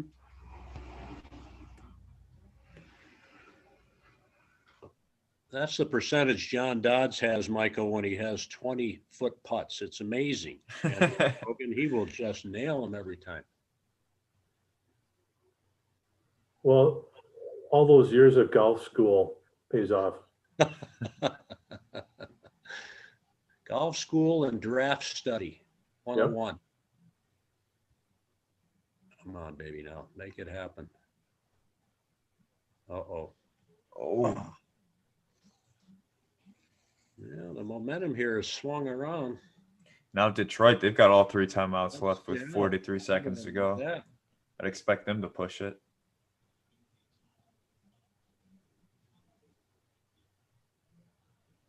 What do you think about the Lion D there, John? Yeah, they're doing something in the secondary. I think their secondary has been so battered that they're playing the zone now. They switched from a quarters concept to more of a 2 deep zone to keep them in front of them, and it's working so far. Mm-hmm. And also on that drive, they're fairly confident that the Green Bay Packers are not going to try to go over the middle with no timeouts, and most likely aren't running the ball either. So they can be more aggressive with their defense on the sidelines, which makes it tougher for Rodgers. Decent punt there, but 35 seconds and 3 timeouts, Michael. 44-yard punt. They got a long way to go, but if I'm the Lions, I mean, you got nothing to lose. Might as well try to get in field goal range. Take a shot. Ooh, I like that Packers cap that Rodgers is wearing. The logo, sweet. How about this one, guys? I get this from my stepdaughter. They were at a charity event and won a nice Packers package. So I like it. I have some, thank you. I have some sort of a DVD, the 2015 Packers for whatever reason. So you got all those alley-oop passes. Yeah. That must be the reason. I'll have to take a look at that. Get out of bounds. If he does, hopefully not. Good. Timeout. They got 3 timeouts remaining, though. Yep.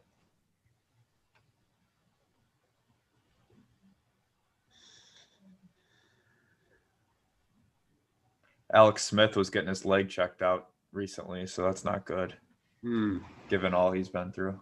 Oh, you said it. 17 surgeries. It didn't seem serious, but, I'm assuming a minor injury would be pretty major for him.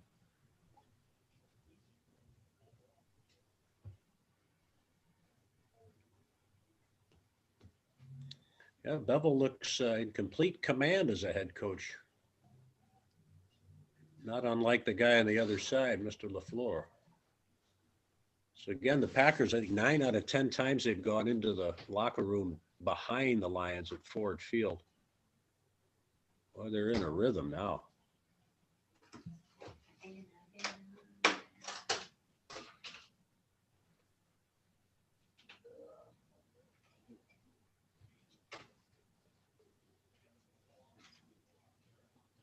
Well, they're on the 37. You probably need 13 and then 10. You probably need 23 yards for a field goal. Big game last week for Stafford, as we're seeing here. He's in a rhythm. As you said earlier, John, the numbers are most impressive for Matthew so far. We need the turnover. A big game came against Chicago, too. He made that defense look not so great last week. There's a nice play. As did the Packers. Mr. Right. Reliant, Danny Amendola.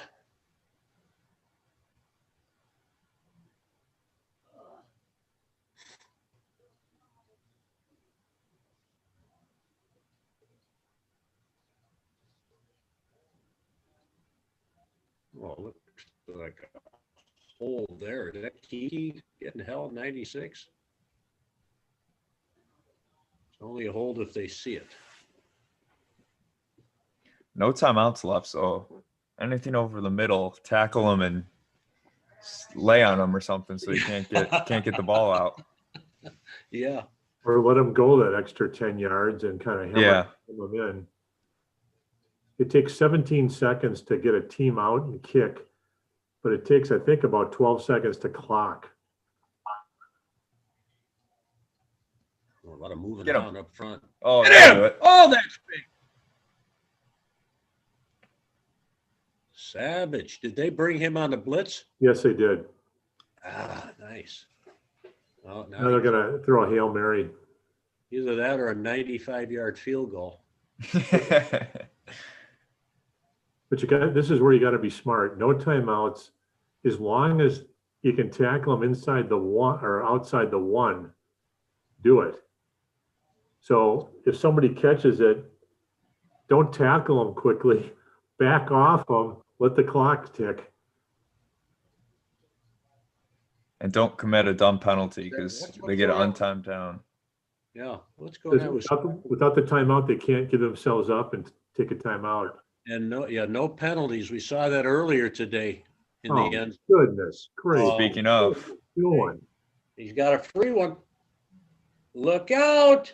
Oh, there might be another one there. Oh, that was close. You got to have better discipline than that. Didn't they? You see all the movement around there, fellas? They look disorganized. Jeepers, creepers, another chance. I was referring to, Michael, did you see that play in the end zone before the first half, the Vikings in Tampa Bay, where they interfered with Gronk, although I thought it was a questionable call. So it set up a field goal for the Bucs. Yeah, I did see that. And the poor Vikings, the kicker again, did he miss not 2 field goals and a point, maybe even 3? They left so many points out there. Yeah, he missed 3 field goals, Dan Bailey, that is, and at least 1 extra point. Might have been 2. They just have – they cannot find a kicker to save them. Yeah, every kicker – I mean, Dan Bailey used to be really good in Dallas. Yeah, true. And now Daniel Carlson, who struggled for Minnesota, is having a great career in Las Vegas. So I don't know what it is about the city of Minnesota or Minneapolis, but yeah, all right, that's good. That is real good, guys. Okay, that'll help the stats. Is that the 4th sack? Kenny Clark is looking good today. I think that is 4. Yeah. Savage has a sack for 10, -10. Lowry's got a sack for -10. Clark has a sack for -4. Gary has a sack for -7. Michael brought it up. The Eagles leading the Saints 17-0 at half. So if Monte Adams, Aaron Rodgers, and the rest of this guy can get it going, these guys will be tied for the number 1 seed, but yet in the driver's seat because of the head-to-head tiebreaker. They get the ball coming out of the locker room. 14 all at half. You want to make a quick comment, fellas? You want to take a break for a couple of minutes? If our producer, Jason Ruck, is good with that? Right. Yeah, I'm good. I would just say that the Detroit changed their defense, played more deep zone, and the Packers had to be patient, nickel and dime it all the way down. The good thing is if they nickel and dime it all the way down, they can keep their defense off the field. My one comment would be Aaron Jones, just 4 carries for 13 yards. Usually he's such a big part of the offense and not doing too much today. Yeah, good stat. They looked unbeatable early. The adjustments have been made, and now it's up to Matt LaFleur to play a little bit of chess and see how it goes forward. So we'll look forward to the second half, the viewing party, the Pippin Dodds Packers podcast with Michael Rachel, our producer Jason Ruck, Andrew O'Grogan in Paris, France, part of the Elephant League marketing team. We appreciate them. We appreciate you. And take a time out if that's okay and be back.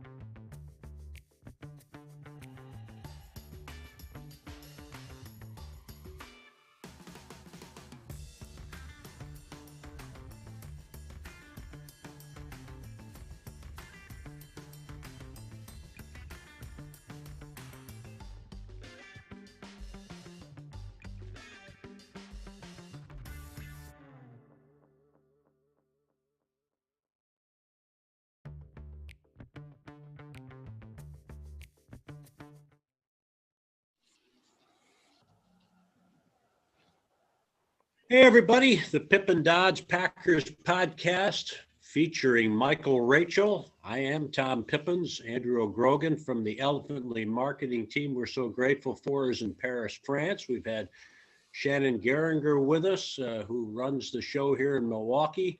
Right now, the Packers in a battle in the Lions Den, 14-all, and we have a wonderful guest with us. His name is Craig Sorbo. We're going to introduce him and kind of weave him in and out as this second half goes. And as Craig was saying before we came back on here, John, everything is aligned pretty well if Rodgers and his mates can take care of business.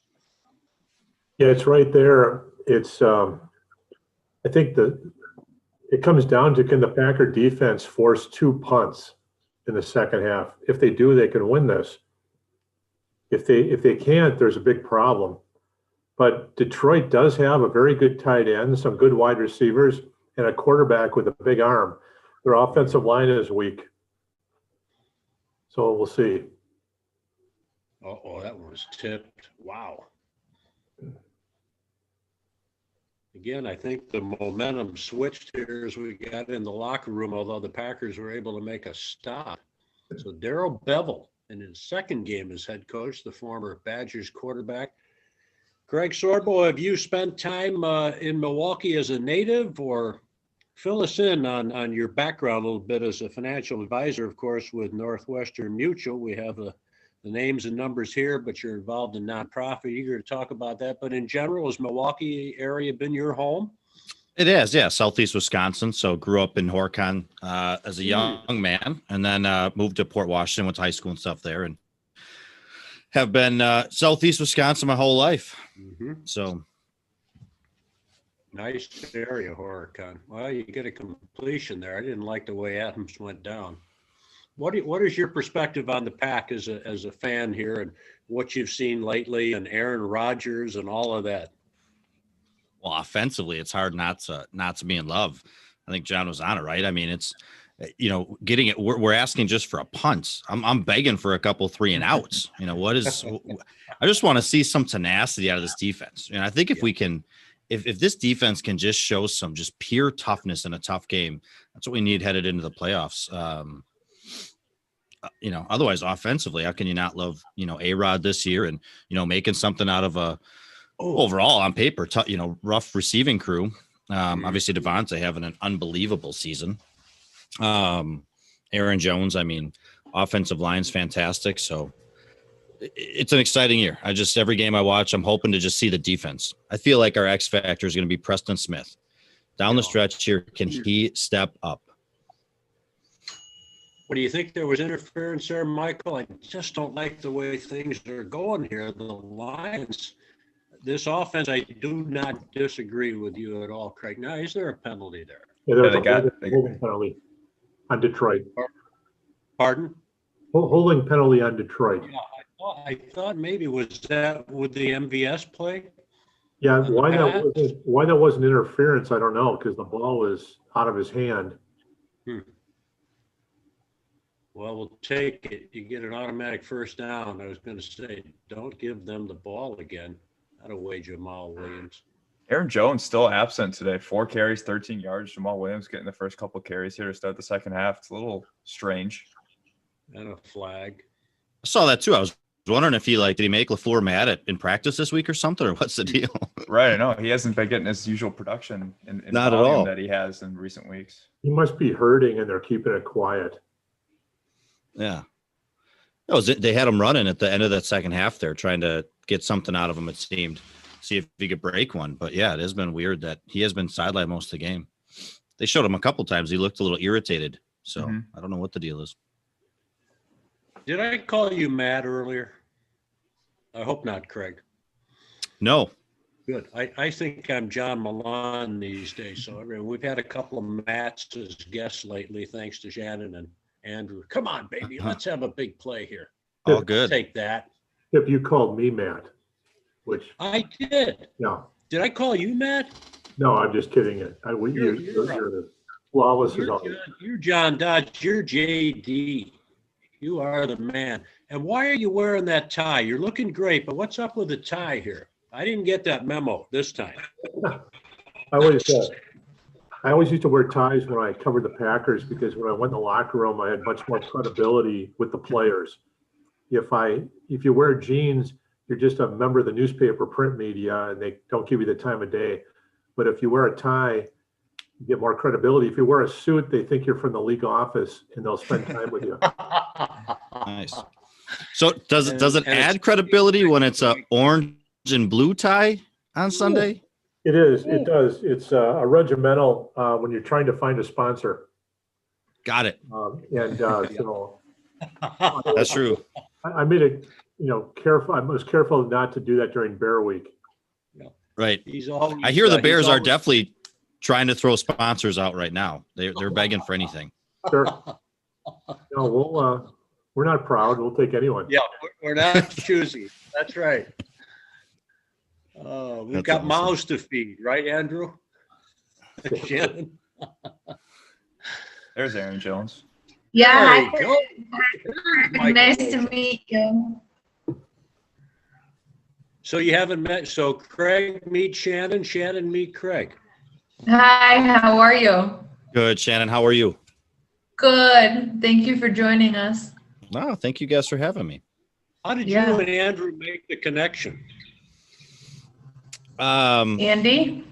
Yeah, let Andy explain that. Oh, I've been doing some searching ever since the startup week for some entrepreneurs, some people in Milwaukee who are doing well, and I've been searching around. And my brother is with Northwestern Mutual, does some things there, of course, and I heard good things about this fella, so that kind of led there. And I had a conversation with him, and he had some very interesting stories about Brian Urlacher, and then I saw the podcast and it seemed like a perfect fit to me. Yeah, we're going to develop this as time goes on, the Urlacher story and his podcast called Winning. I love that. Painting for Pediatrics. That's going to be beautiful. Is this a penalty here on the pack? Yeah, that was a week one. That was a week one on MVS.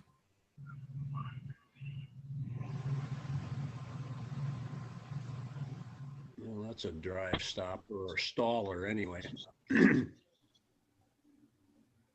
Get it figured out. Andrews, you're too kind. Your brother's like a godfather in at NM. He's been amazing. I got to throw the shout out there for Jim. But it was interesting getting a text from a Paris phone number about a Packers podcast, and I was like, "What is going on here?"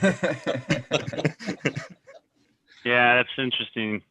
It's even funnier when I tell people that there's a bar that I've been watching games at, a Packers bar in Paris, that Aaron Rodgers, Devontae Adams, Donald Driver have all come to. So it's very funny. Yeah, it's very lucky to be able to still watch the Packers and, and still get that Packer feeling going on. That's right. I like to say that when people try to say the Cowboys are America's team, well, then that makes the Packers the world team. Because it is everywhere. Absolutely. That's true. People feel because of soccer, there's just like and even rugby and things like that. There's that that hometown feel that the Packers, I think, kind of give off more so than those other teams when it comes to the global aspect. That's true. That's super true. There's actually a funny story. I went to my wife and I went to Colorado about a month ago, and in Colorado Springs, there's a Packer bar, right? So anywhere we go, we try to find the Packer bars. And we walk in and we're talking to the owners at this Packer bar, and we're like, "So where are you from in Wisconsin?" We're like, "Oh, we're not from Wisconsin." The previous owners were. I was like, "Really?" They're like, "Yeah, we're actually from Minneapolis. We're Vikings fans." And they've owned the bar for the last 2 years, but they said first and foremost, we're business people, so we can't change the bar because it would just crush the bar. I said, that's fantastic. Yeah. Oh, no. Another flag here after that great game. Maybe on the Lions, the way Rodgers is reacting, or not.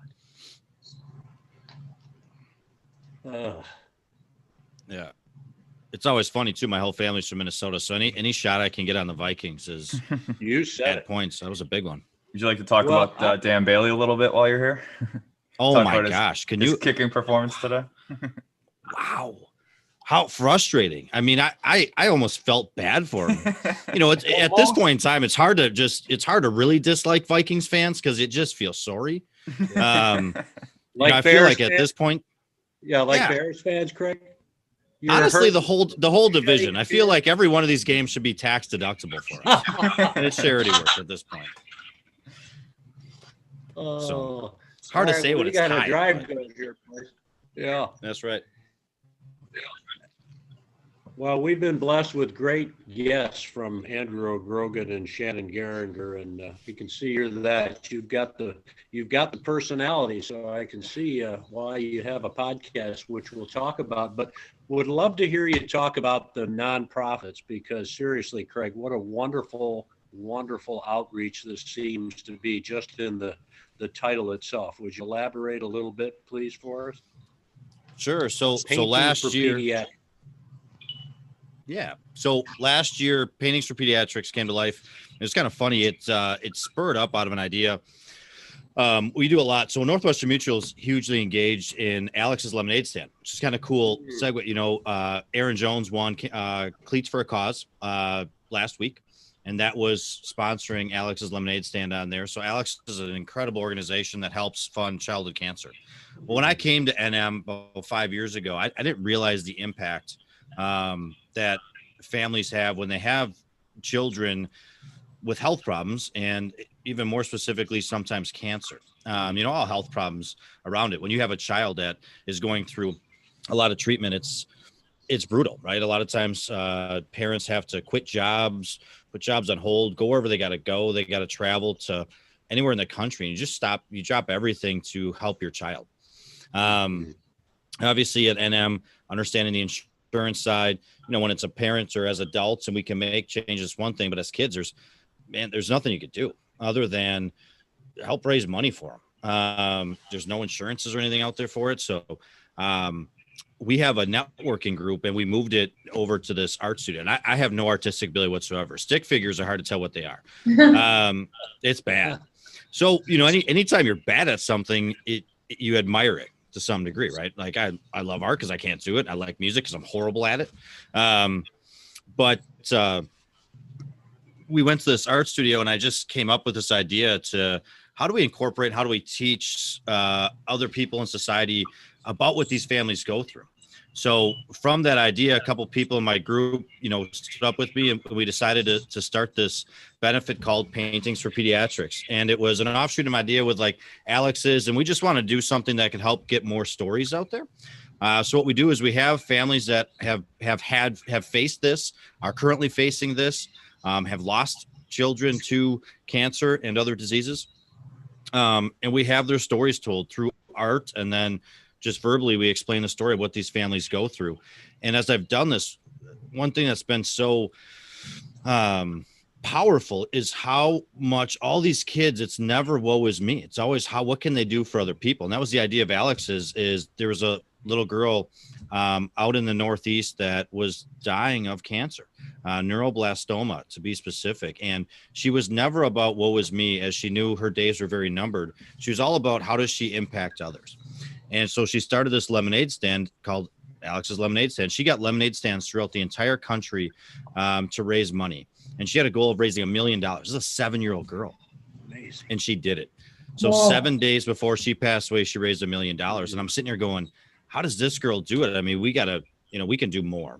You know, to you know, Jim Andrews Brothers point, he always says, you know, to those much is given, much is expected. And said, you know, what could we do? And I just wanted to be able to bridge some gap. And what we do is we help fund other charities and fill gaps where other charities can't help. We're able to help a family that actually at Christmas has to go up to the Mayo Clinic right now to get treatment. So tough deal there, but we were able to help them with room and board as they're up for 4 days getting treatment for their daughter. So just filling those gaps, you know, running in parallel with other charities. Our big event was supposed to be this last November at the Art Museum. Unfortunately, obviously, COVID pretty much shut that down. Hard to run an event if you can have 12 people there. But, you know, next year we're going to put it on. We're going to have 100 paintings from these kids. We're going to tell the stories. We're going to have a great little gala event and just start, you know, expressing what it is. And on my side, I think it's, you know, gratitude being an emotion I think a lot of us as adults forget about, right? A lot of us have today what we wanted yesterday. But we forget about that. And there's, we think too heavily on the challenges instead of the successes. So, I'm trying to get as many of these paintings and stories in as many good people's hands as possible. So when you wake up in the morning and you leave your house, you get to read that. And that idea came, I have a Vince Lombardi speech right outside my bedroom. So every morning when I'm leaving my bedroom, what does it take to be number one is something I touch every day. As I go out professionally. Now I wanted to take it, and right next to that, I have a child's painting and what they went through. And this particular kid last year, he took out 4,000 times the amount of radiation a human. Amazing. We having a little trouble with the signal there, or is this me? Yeah, I think it as froze. well. I think it froze for a second. Okay. I'm gonna beg your indulgence for just a moment, Craig. This is really, really riveting, and God bless you for what you're doing, you and others. And as you say, heroes abound, these young heroes. We're looking at a drive here that Michael has moved along pretty well, but last couple of plays have been tough. This is really big for the Packers, don't you think, at this stage of the game? Long drive out of the locker room, nothing to show for it just yet. Really long drive. We're on almost 9 minutes now, I think. Right. And if you can come away with 7 instead of 3, it'd be massive. Yeah, 3rd and goal. Uh-oh. He may run it in. Yes, indeed, he will. Wow, that was 14 plays, 75 yards, 849. And when they calculate it, I think it's going to be a lot longer than 75 yards because it was more like 95 yards with the penalties included.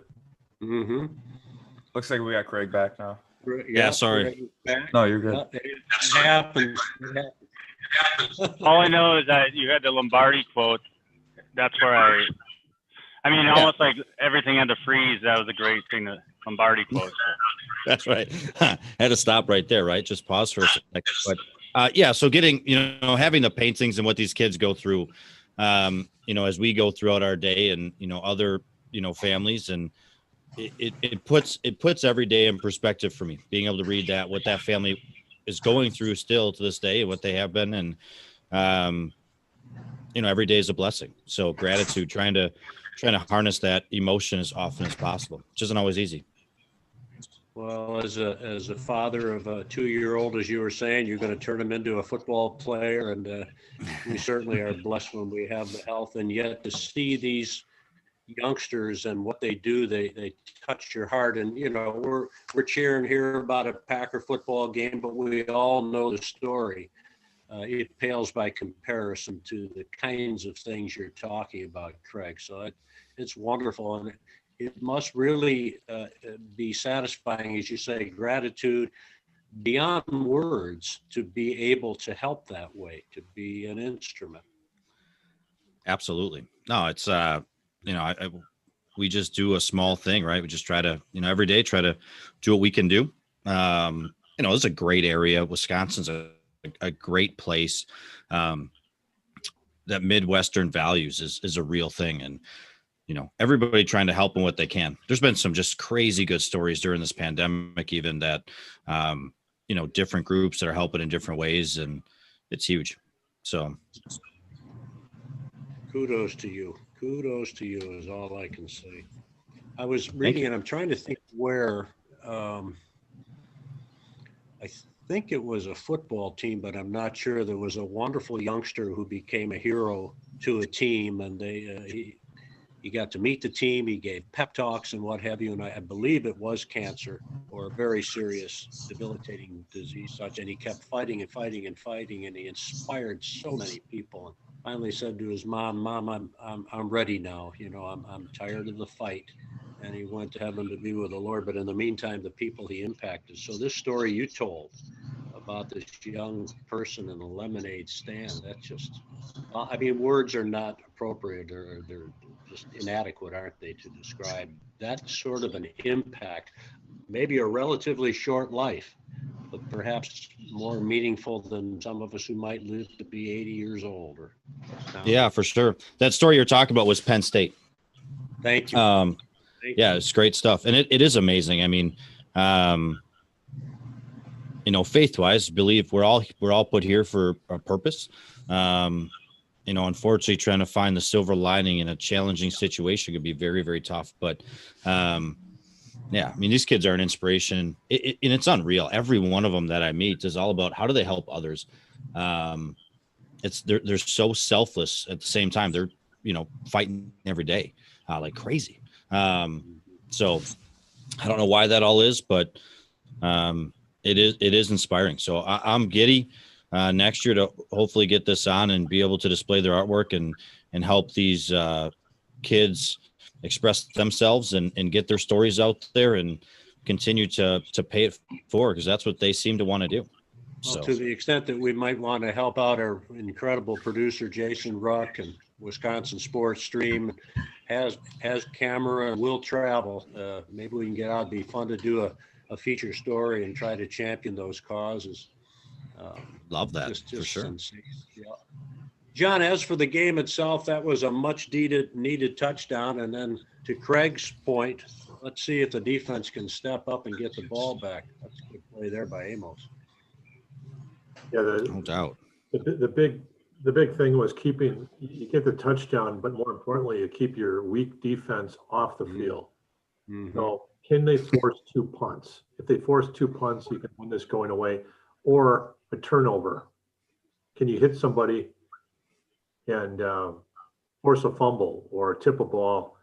The defense has been weak except for pass rush. I see New Orleans has scored a touchdown here. Mr. Kamara. That's all right. 10-point lead.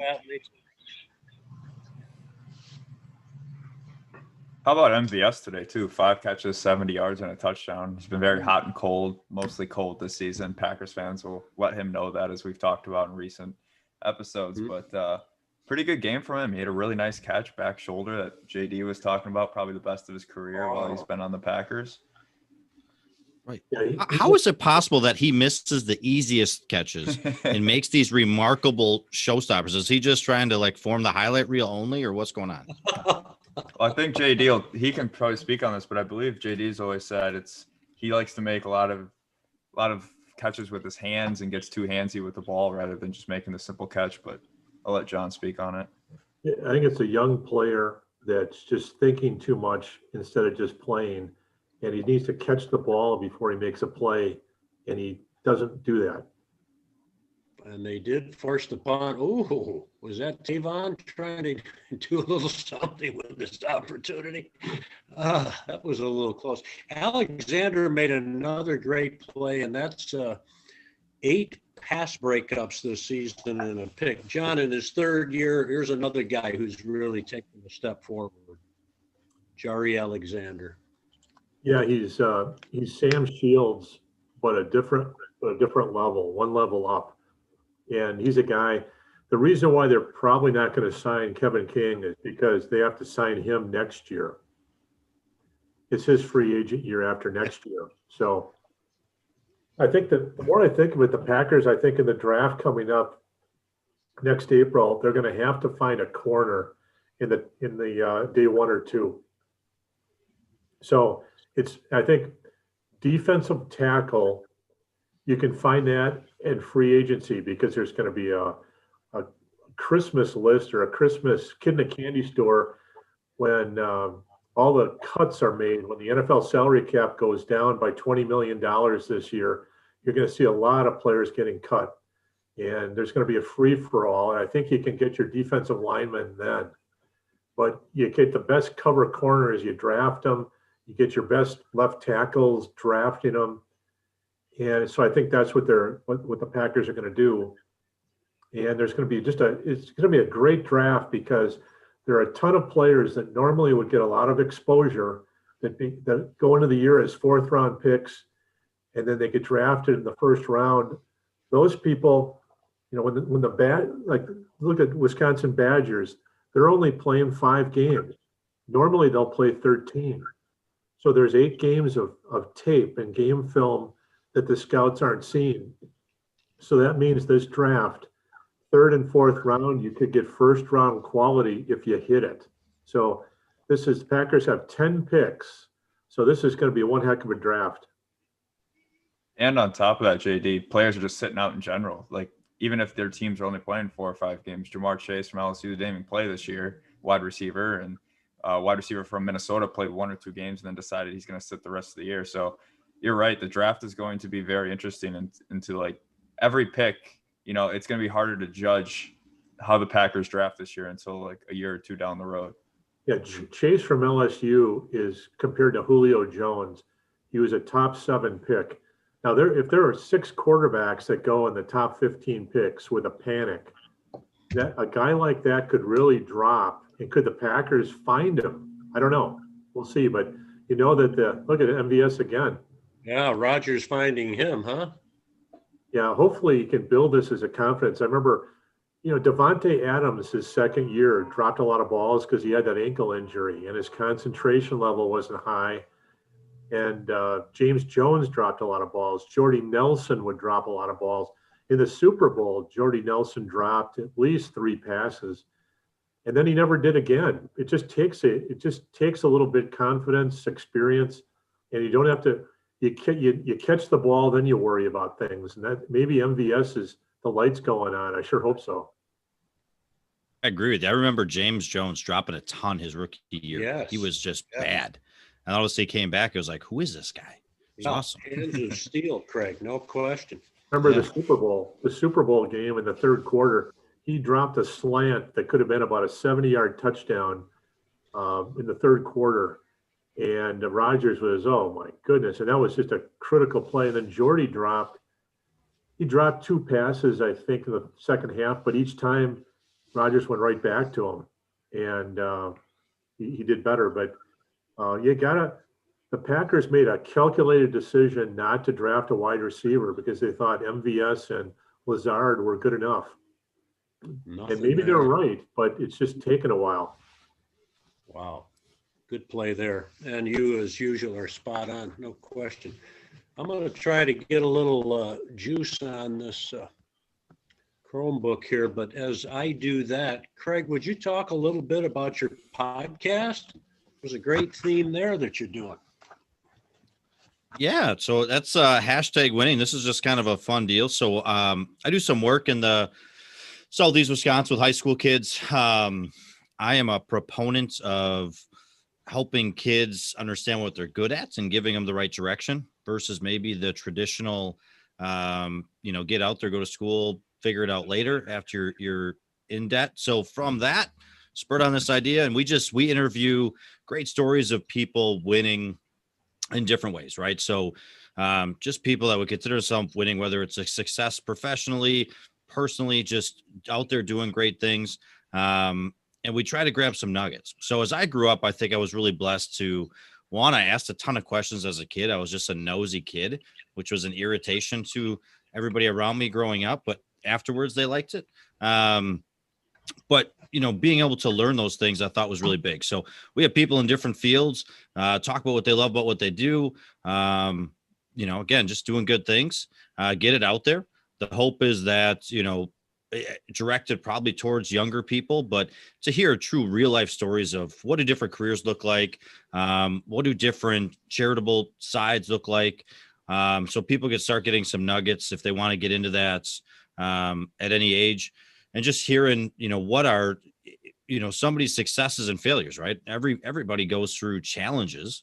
So trying to grasp onto what are some of those challenges that they faced, the decisions that they made as we all go through life. We have very many decisions to make, and those decisions can play a big part down the road. So making sure that we have the information available that hopefully we can make the right decisions.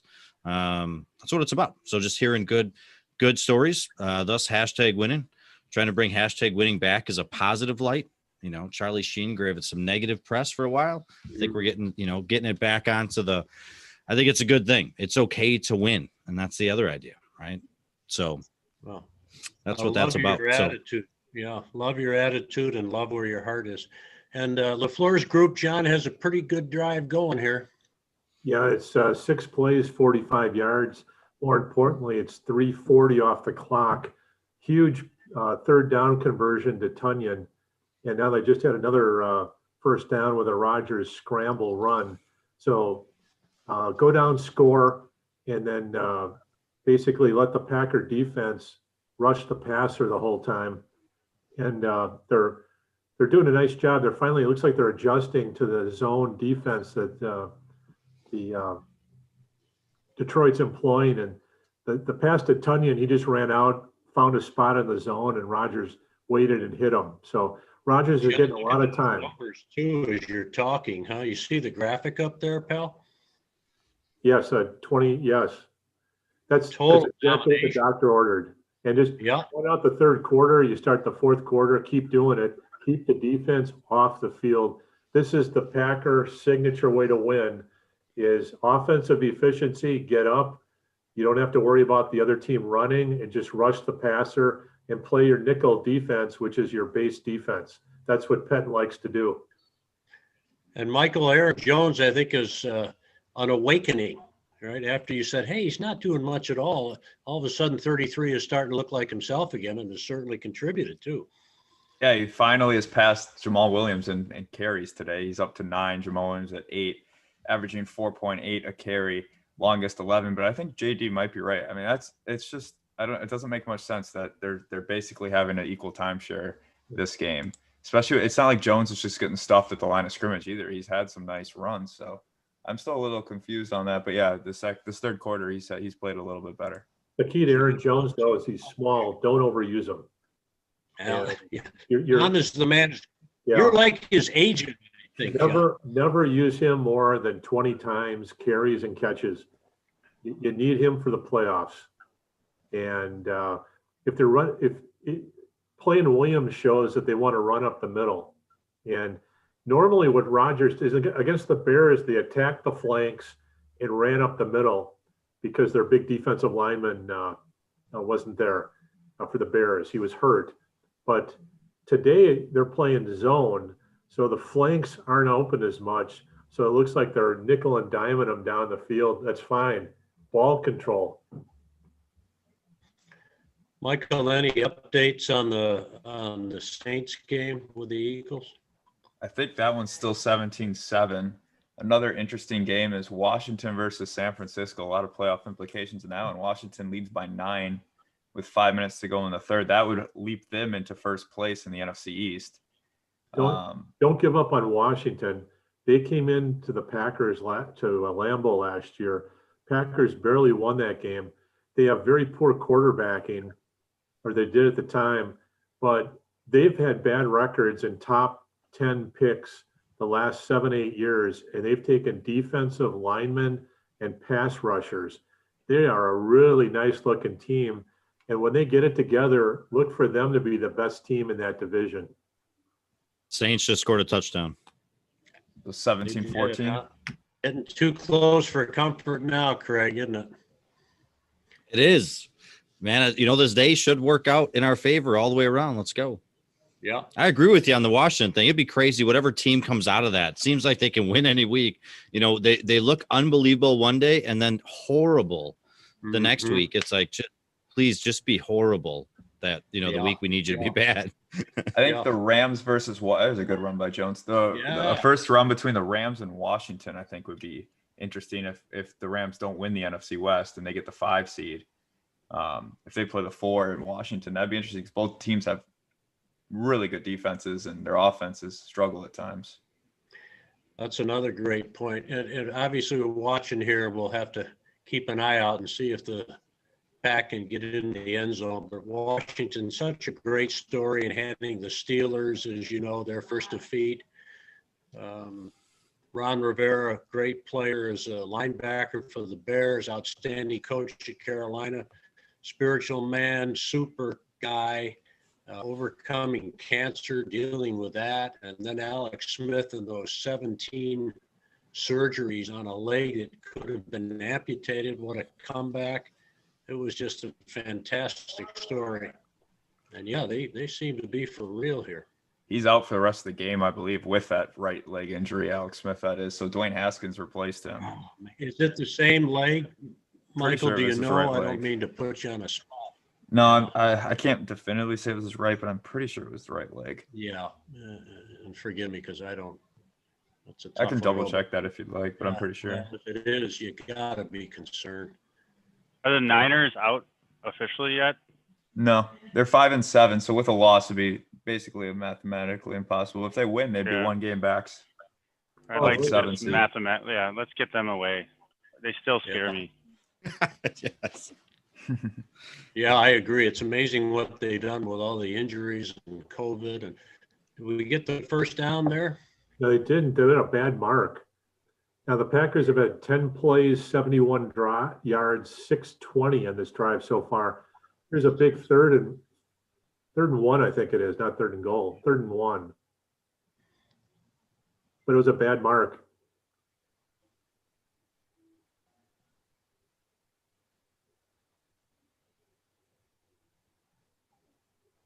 There you go. Nice block Nice. by Jenkins. You bet. That guy's a good player.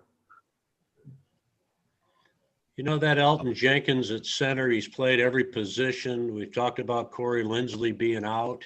He just astounds me. Pip, Yeah, now that AJ Dillon's back from the COVID list, you can start asking for him around the goal line again, like you were in the early weeks. Yeah, I was a big proponent, Craig, of getting the big rookie in there. It'd be nice to see if he can do something. Yeah, yeah. You know, I mean, at least have one of our top 2 picks show something this year, Right. Yeah. True. because that's another choice, right, John? Next year, don't we have Jamal and Aaron are both on contract years? Yeah. Mm-hmm. What? I'm sorry. Onion, all right. I didn't mean to interrupt, but touchdown, baby. Isn't next year Jamal and Aaron are both contract years? Aaron I like Jones. it when Pip. I like it when you get excited on these games. Yes, I think they're not going to be able to keep Jamal Williams. They will be able to keep Aaron Jones, and they'll do it with the franchise tag.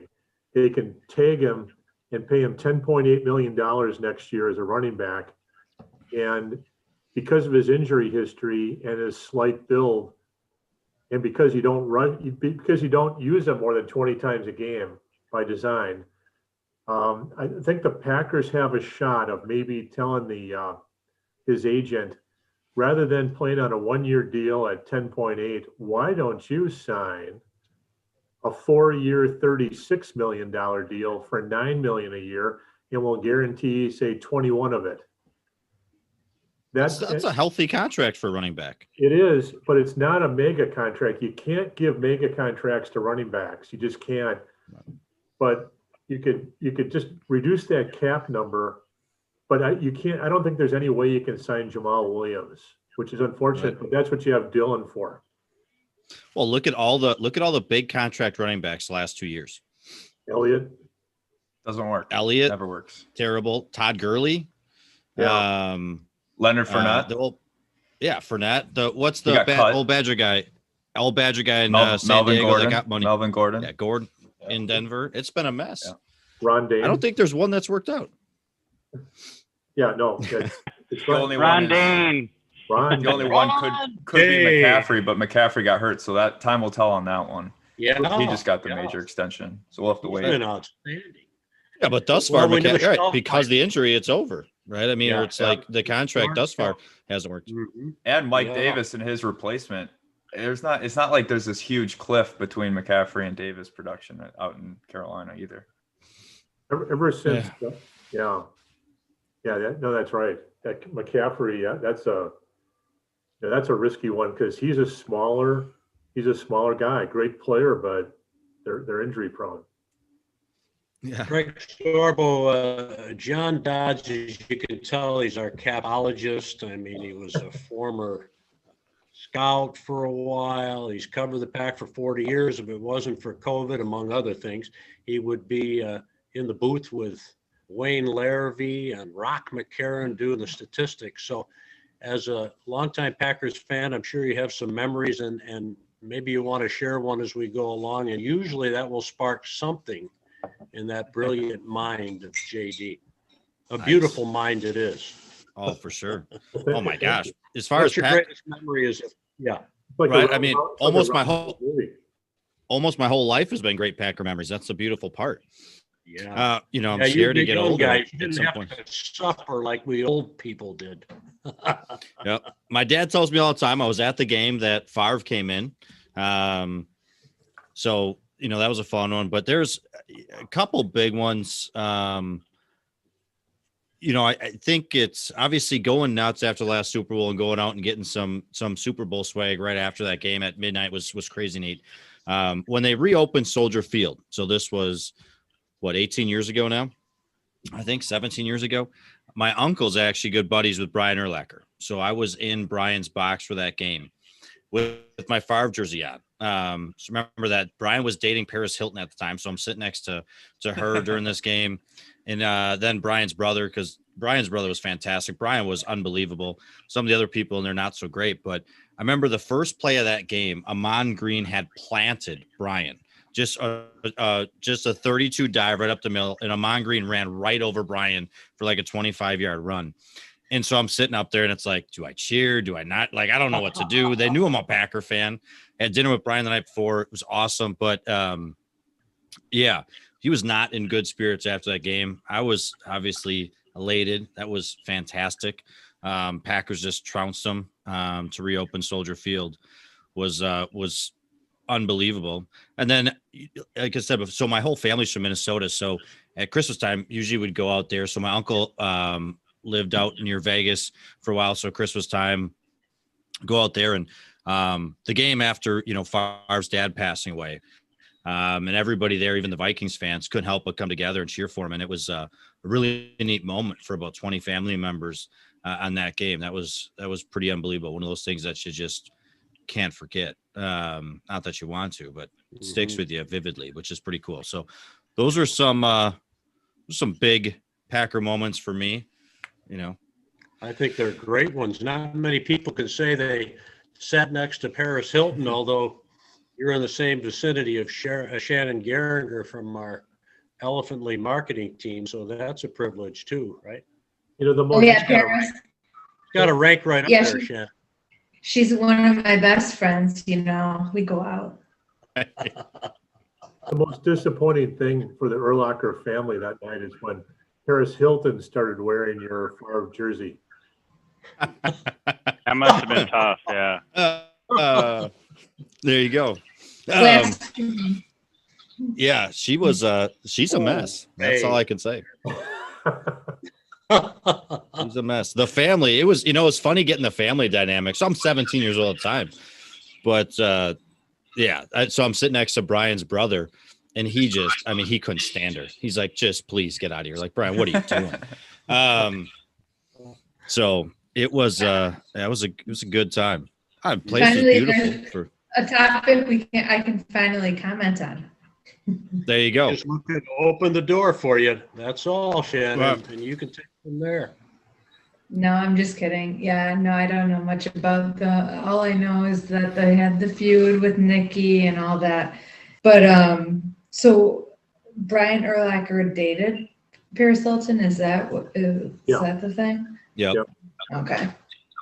Yikes. For about a year, because I can But picture. so did Favre, though, too. I mean, Favre as well. No one ever said anything about it, but I can picture her in the booth when they played at the University of Illinois that one year, when they were like the year before that, the one when Favre hit Driver with the 80-yard pass in the first play of the game.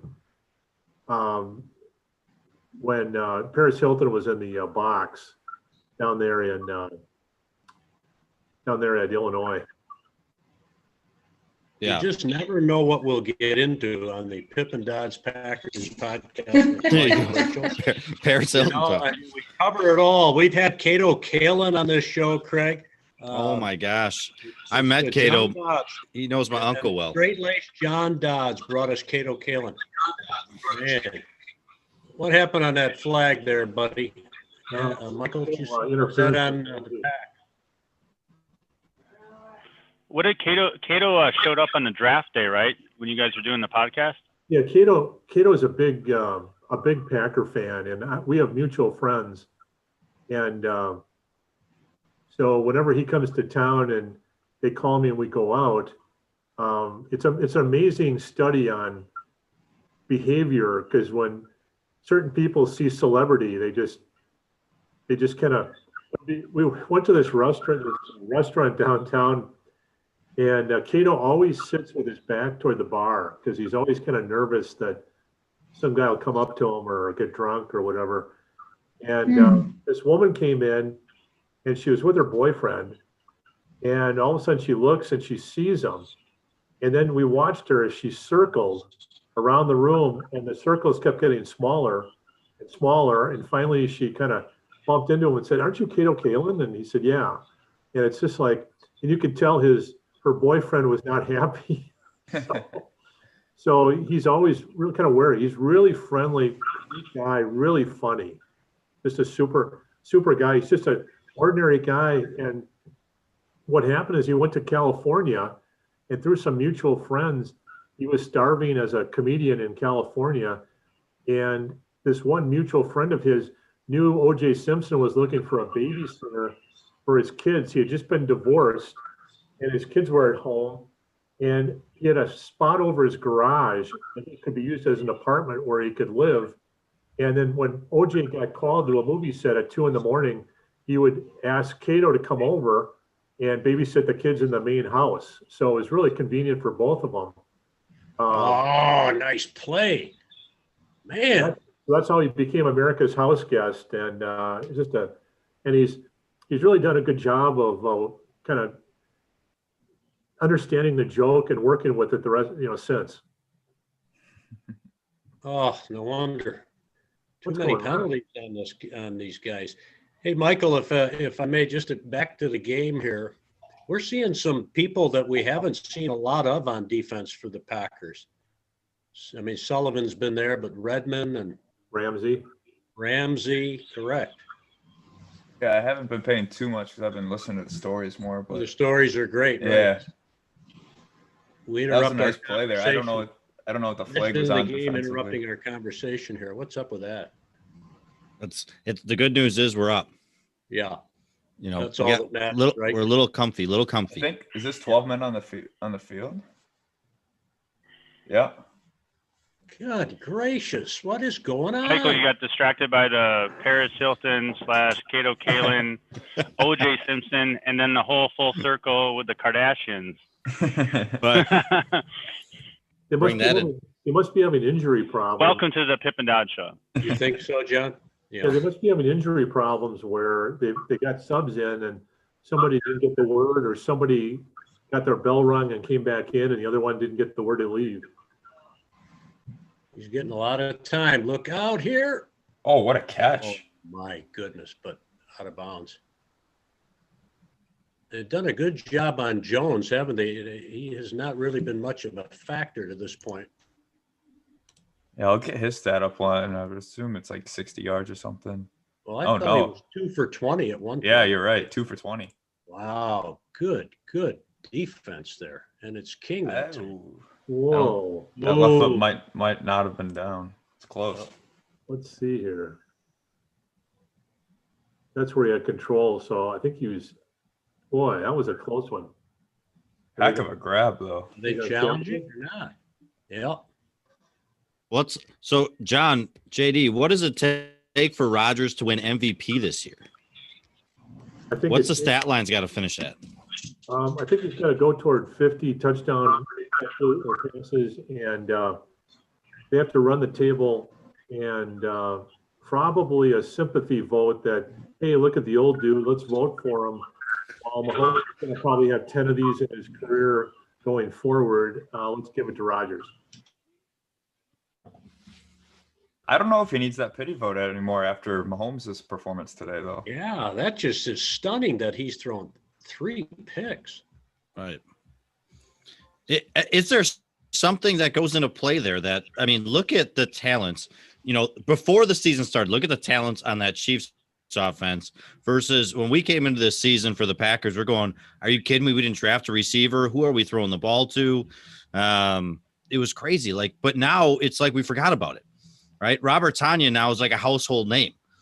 6 months ago, nobody knew who Robert Tonyan was. Yeah, the interesting thing about that draft, the wide receiver class was rated as the best in 25 years, and the Packers rated it that way through the top 9. And the last guy was Claypool. They loved Claypool. They loved Ayuk, the guy that the that San Francisco traded up for, but they liked Jordan Love more. And Jordan Love, they think, can be a poor man's Mahomes. And they don't have to use him for 3 years, just like Rodgers. So he's learning from the master. And when I was watching him, I always tape the combine and watch it after the draft so I know who to look for then. And Michael Irvin was making a comment about Jordan Love. He said when he throws that ball, the ball just comes out of just like a rocket, and it's such an easy motion. Graham Mertz has the same type of motion. Now Graham Mertz, obviously has first year redshirt freshman problems, but I think the Packers might have played this really smart, where it lit a fire under Rodgers, and then so Rodgers still has probably at least 2 more years, full years with the Packers. Then they have to consider how he is, and they can always trade Love, or they can extend him a little bit. But that they didn't draft a wide receiver because they thought that Lazard and MVS were as good as any of the receivers from 9 and then later. Did he get 2 feet in here? Yeah. I think Justin Jefferson might disagree with that one, but the rest of them, they might have been right. Well, Justin Jefferson, they like too, but he was taken like 20 to 22 by the Vikings. So Right. they traded up, and San Francisco thought that they're going to trade up for Ayuk. And the Packers were, so they tried to beat him to the punch. And Ayuk looks great. He hurled some guys for touchdowns early in the year. It was amazing. But if the Packers can get to the playoffs, get the best record, and then have MVS and Lazard ready to go, that was a calculated gamble that might have worked. Well, the penalty worked like in the Packers' favor there, or excuse me, the challenge. So that's a good thing. It was close though, wasn't it, guys? Too close to call that one, but the ref, yeah, I think that's only one down. And one knee equals 2 feet, but the knee was out of bounds. What'd you think, Anytime Michael? I think no matter what the call was, they were sticking with it. I don't think you can reverse that one either way. Oh, nice play there. Craig? Anytime I feel like I get irritated by the Packers draft, I remember that the Bears paid Jay Cutler a ton of money, and then that they traded up to pick Mitchell Trubisky. over Mahomes and Deshaun. So then everything else is fine. Although Long-suffering Bears fans. Man. Trubisky got his revenge today. He did. Michael, John, and Pip, everybody, what do you think? I think we had this discussion before about how Rodgers just plays so well with a chip on his shoulder. I mean, from the draft, I mean, even having a chip on his shoulder with Cal, not even say he went to Cal for a while. Remember that? Yeah, I don't like he wouldn't this even flag. recognize. Oh, Well, if you watched Michael Jordan in The Last Dance, Michael Jordan would take just your comment just right now, and he'd use it somehow to motivate himself. I mean, all these guys have a chip on their shoulder. It's like, it's almost tiresome after a while. But, oh, was that weak. yeah, I don't know.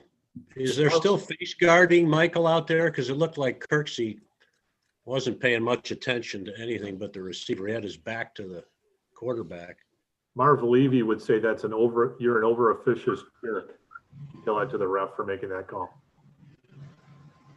So Great. with Rodgers, is it a chip on his shoulder or is it the girlfriend factor? Because those seem to line up. So I personally think JD mentioned this earlier. I think drafting Love is actually what got this going, in my opinion. Because I mean, he hasn't really had a threat since Favre's left, and it's been the Aaron Rodgers show no matter what, no matter how good or bad they are. Drafting that quarterback in the first round, that's a slap across the face to a Hall of Fame quarterback that still thinks he's in his prime. So I think you might be right, though. I don't know what the alternate universe is where the Packers don't draft that quarterback in the first round, but I'm not sure Rodgers has as good a year as he's having if they don't Craig, draft Love. I love that, Michael. And Craig, I think that the great ones look for any kind of chip, any edge at all. You remember Michael Jordan, of course. It didn't matter. I mean, he was in practice, he was looking for the edge, right, John? The great ones just do that. And I think Michael said it, emphasized it, that maybe the drafting of Love, it did. You said it earlier, John. You said it a long time. But the pack Lit to a the fire. Lit a fire. to the Packers, Yeah. but the Packers saw what everybody saw last year, and that was Rodgers was throwing balls into the ground short toward the sideline. And it was noticeable. He wasn't as accurate last year. And I thought it was either being 36 or he's got plates in his clavicles from 2 injuries over the years, and he just can't lift weights like he used to. Well, I'm sure Jordan Love helped motivate him, but he is playing so much better than he was last year. And those balls aren't short anymore. So either he found the footwork to get his hip back into it, or he was able to lift weights, or he got motivated. But having Jordan Love in the back in the way is not a bad deal. Did you listen Yeah. to did you listen to his Wednesday press conference at all? Oh, I love that show. Yeah, it was amazing. One thing I took from that was he seems to just be in awe of most of the guys he's around right now. There's a lot of just personal chemistry with his team. Like how he was talking about Tanyan was unreal. I mean, he's just enamored with Tanyan. A lot of respect. Even talking about the Jamal Williams dancing and all the receivers and just the looseness, and Devontae giving him the ball for 400, and just all those little things making just huge impacts, I feel like, for Rodgers. Yeah, great point. But what's helping the Lions make an impact is all the penalties. A hold on Kirksey on the defensive end. This is really demoralizing. Well, he got jacked that time. Yeah.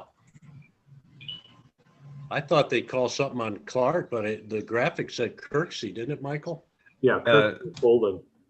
That's now 11 penalties on the Packers for 63 yards. Thank you for that. That's painful to hear, but I knew they That's were a lot mounting. compared to 3 for the Lions.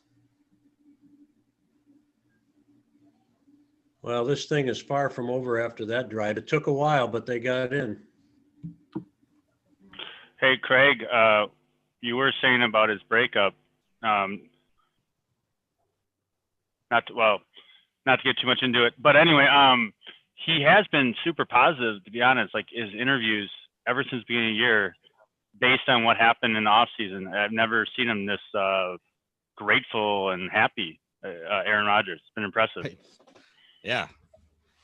No, there's got to be more to it. Maybe we'll find out when Aaron Rodgers releases, the last dance of Aaron Rodgers 17 years from now, to find out what really goes on there. Because, it is amazing the differences in his stats. There's got to be maybe Michael can pull this up or something, or start putting the graphs together. Sure. Aaron Rodgers with a girlfriend, Aaron Rodgers without a girlfriend. It's got to be pretty dramatic.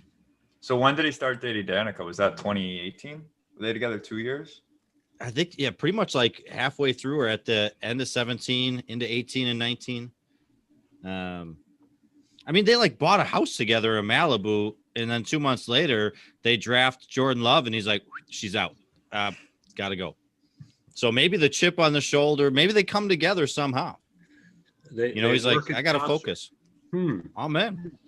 Michael, did you ever bargain that you'd have that kind of a statistic when you joined our podcast team? No, I'm currently looking for the official starting date time, the end date time, and I'm going to compare some stats and see what I can find. That's your homework. Yeah, he didn't have a space in between though when he went from girlfriend to girlfriend there. So I don't know really what the stat is on that one. Like from. Oh, they were dating 5 years. I didn't realize it was that.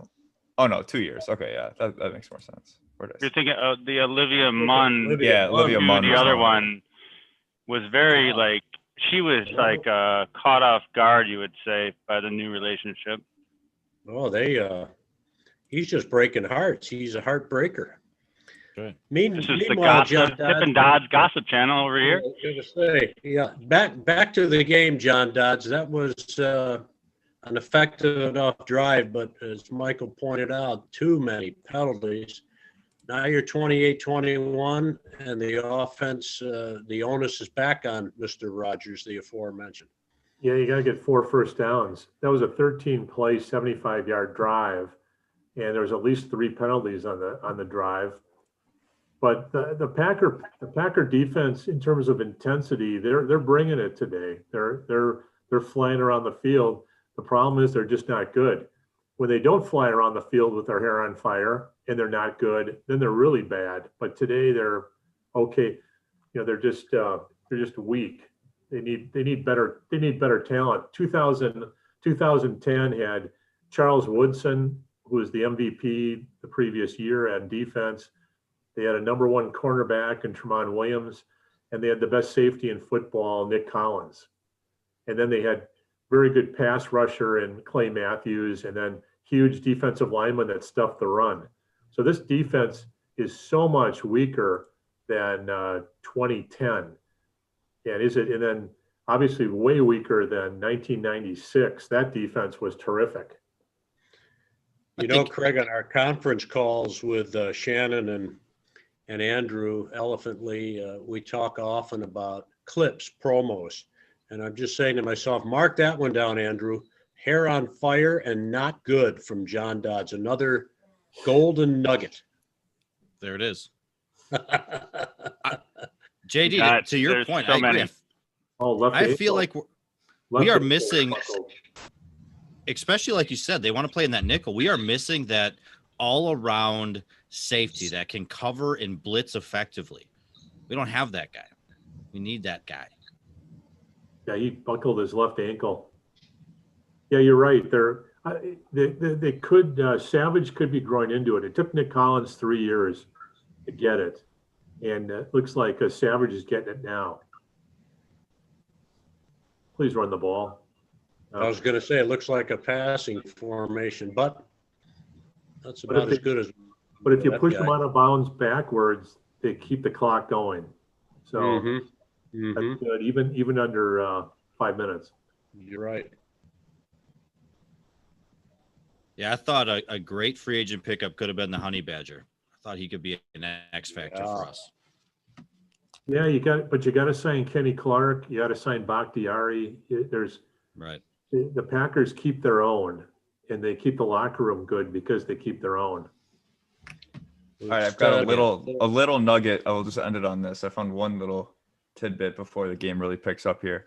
That's nice. So, you can keep running it. In 2018, 2019, the 2 years he was dating Danica Patrick were the two lowest touchdown years he's had, other than the injured year in 2017 where he only played 7 games, and then the injured year in 2013 where he only played 9 games. Other than that, those are the two lowest touchdown years he's had, back-to-back seasons. Both times he was dating Danica Patrick. But he had a different offense that he was running and learning LaFleur. Yeah, but he's just saying. Michael's just saying. That's part of the brilliance, Craig, of Michael Rachel. We talk about the latitudes of Johnny. He comes up with this before the end of the game. I thought this would be a post-game assignment. Go, Devon! It's all putting life to the theories, right? There's got to be more to this. He had McCarthy for one of those years, so. Yeah. It was the same. So maybe Danica cost McCarthy his job. We'll never know. Yeah, not this year. She's not. That's true. Oh, that's a big play. That's another great clip there, Michael. You bet. Eagles scored another touchdown, 23-14, pending the extra point. Great. Oh, that's a big Damn. one. Miles Sanders again. That's his second. All right, let's go down and score. Or let's finish this drive off here.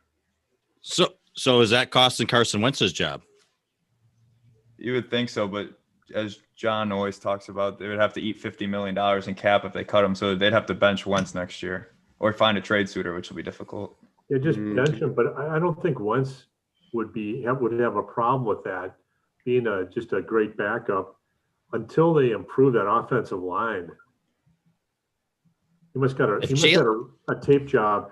Stafford must have had a tape job in the locker room because that left ankle just really turned on that hit by Clark.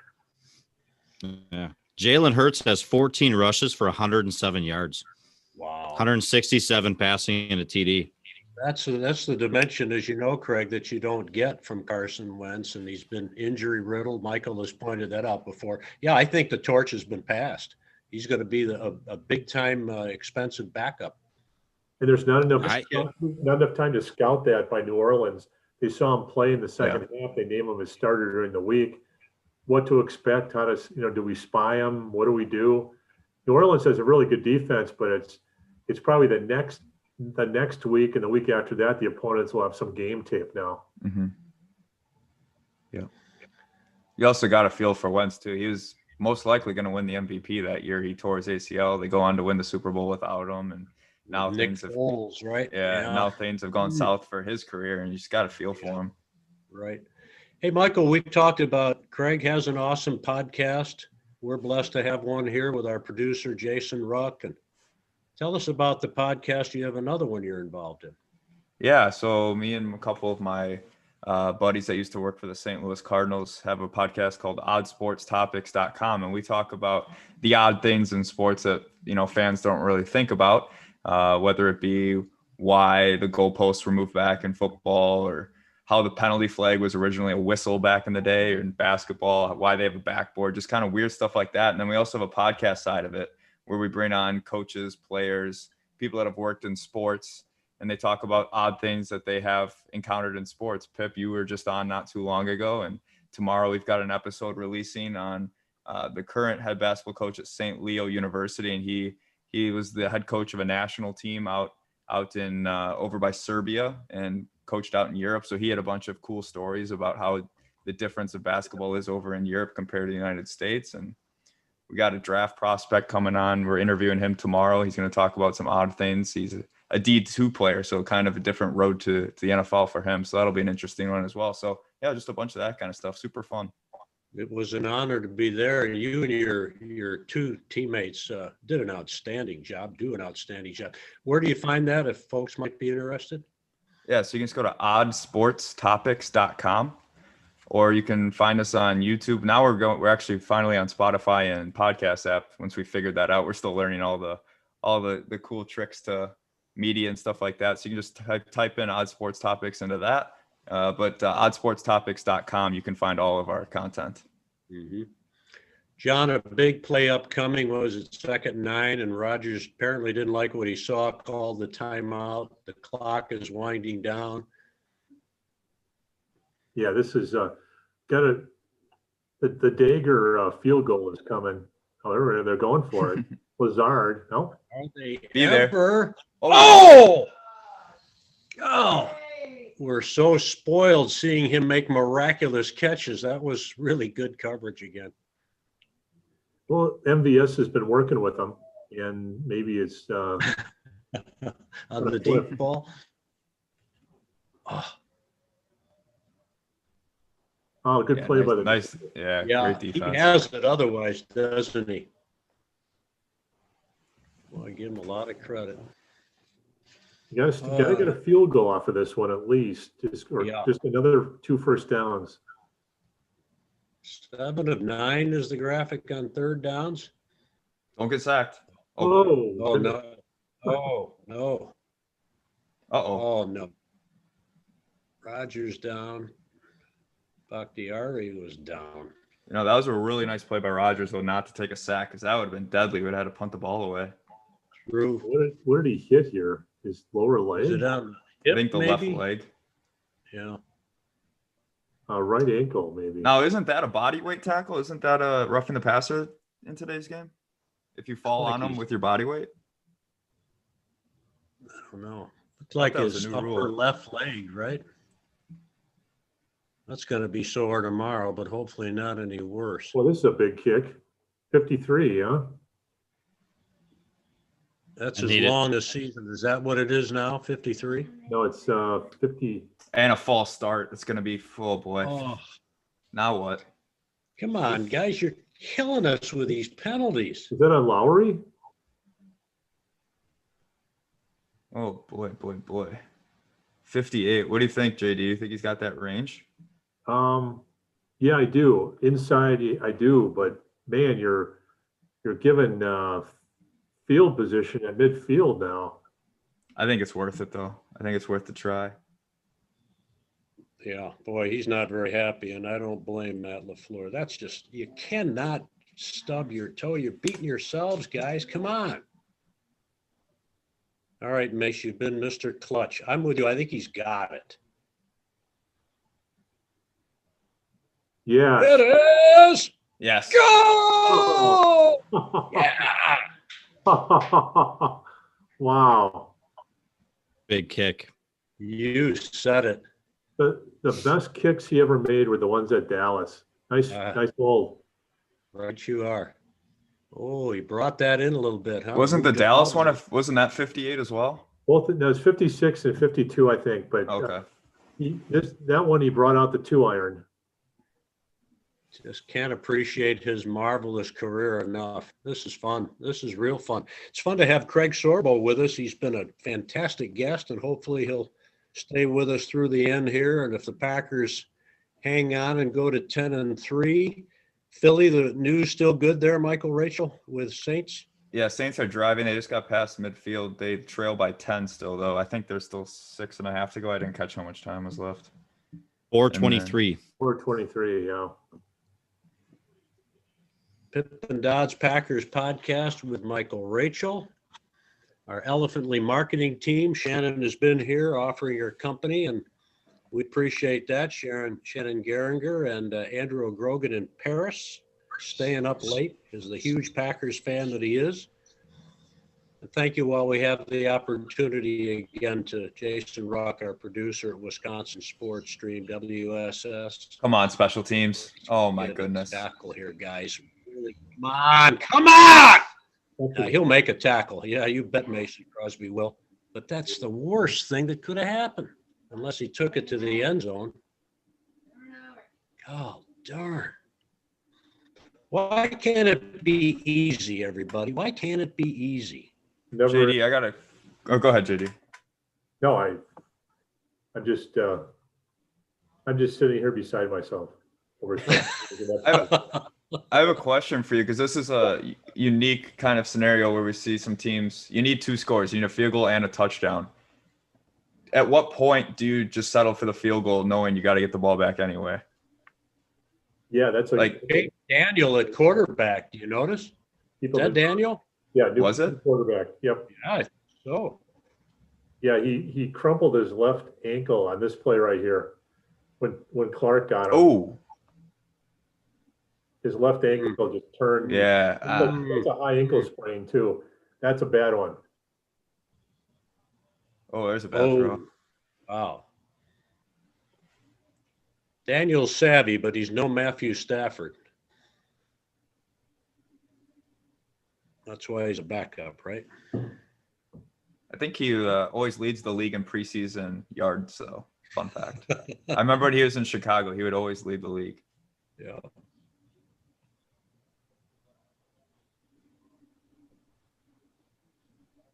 Big play. This is 2 down territory, I would think. Although, to your point, Mike, maybe you kick the field.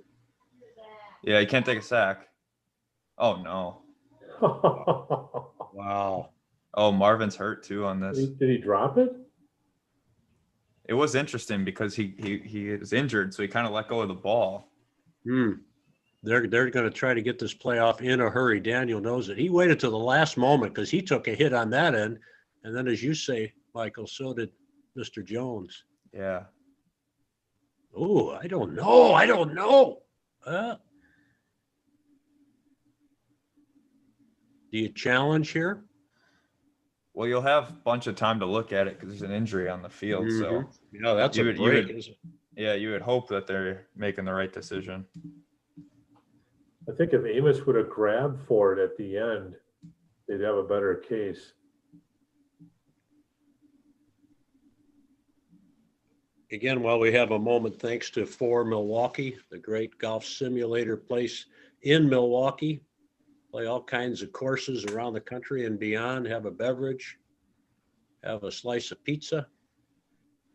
And also Don Matovich, DJ's Goalpost in Menominee Falls, and Professional Construction, Inc. Mike and Michelle Grau have been doing it for some 17 years. It's a great family business, and they do fabulous work, interior decorating in your home. They do commercial as well, and it is first and goal. Dang it. And if they score before the 2-minute warning, they could even kick it deep. They still have 2 timeouts. Oh, they're going to have to hurry up here. I'd almost rather that be a catch. Must have dropped it. Yeah. Boy, they have a lot of subs in. There must be a lot of guys hurt. I see Scott in the secondary.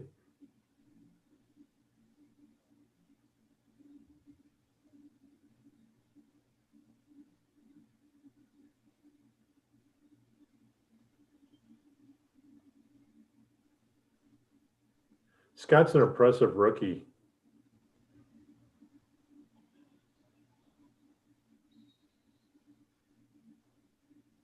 Well, just to keep him out of the end zone, the 2 clock is. minutes.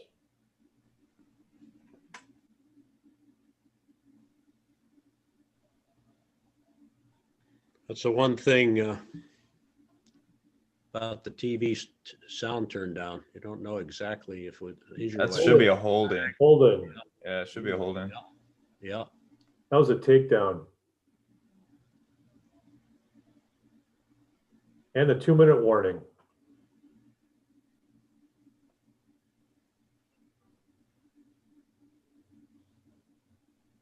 Now the penalties are working in the Packers' favor instead of against I them. think that was Darius Smith that was taken down. You are right on here, buddy. Yep. He sells it pretty well though, doesn't he? Yeah.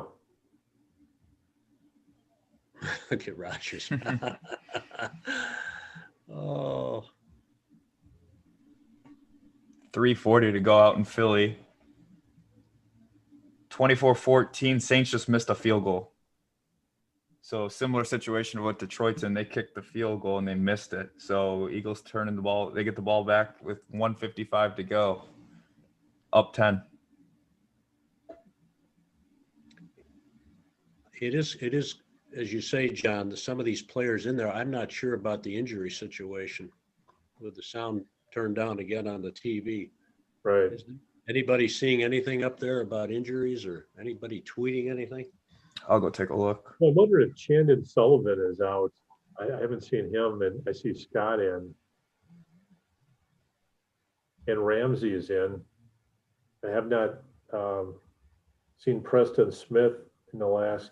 I think Preston was just, they had a shot at him. So I think he's. Sullivan had a hip injury, questionable to return. I'm not seeing anything else.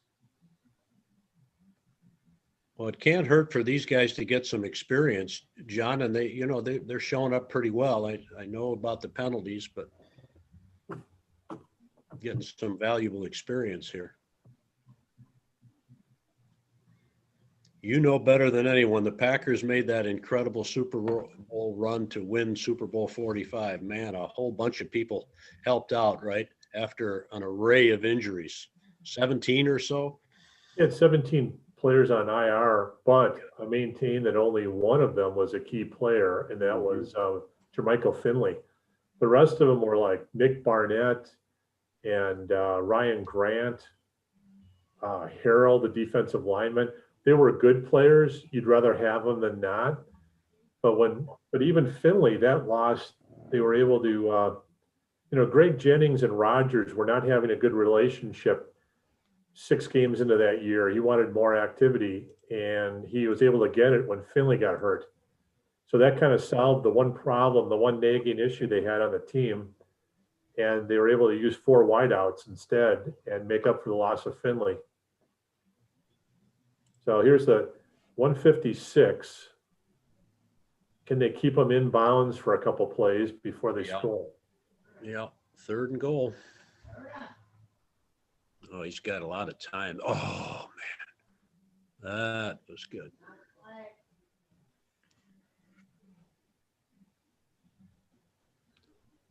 I don't know how much of it's good coverage and how much of it is the throw being off a little bit. Not by much. A little wide, though. Oh, here's the field goal. 32 yards.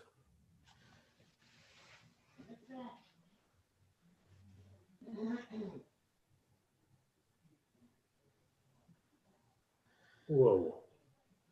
Now we prepare for the onside kick, would you think? They have to because there's only 2 timeouts. and they don't have the 2-minute warning, so.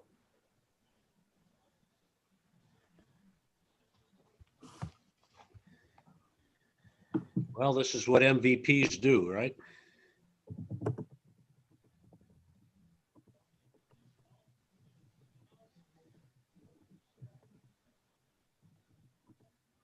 Now that's assuming the Packers get the onside kick. Talking about Aaron Rodgers here, leading the offense and winding the clock down.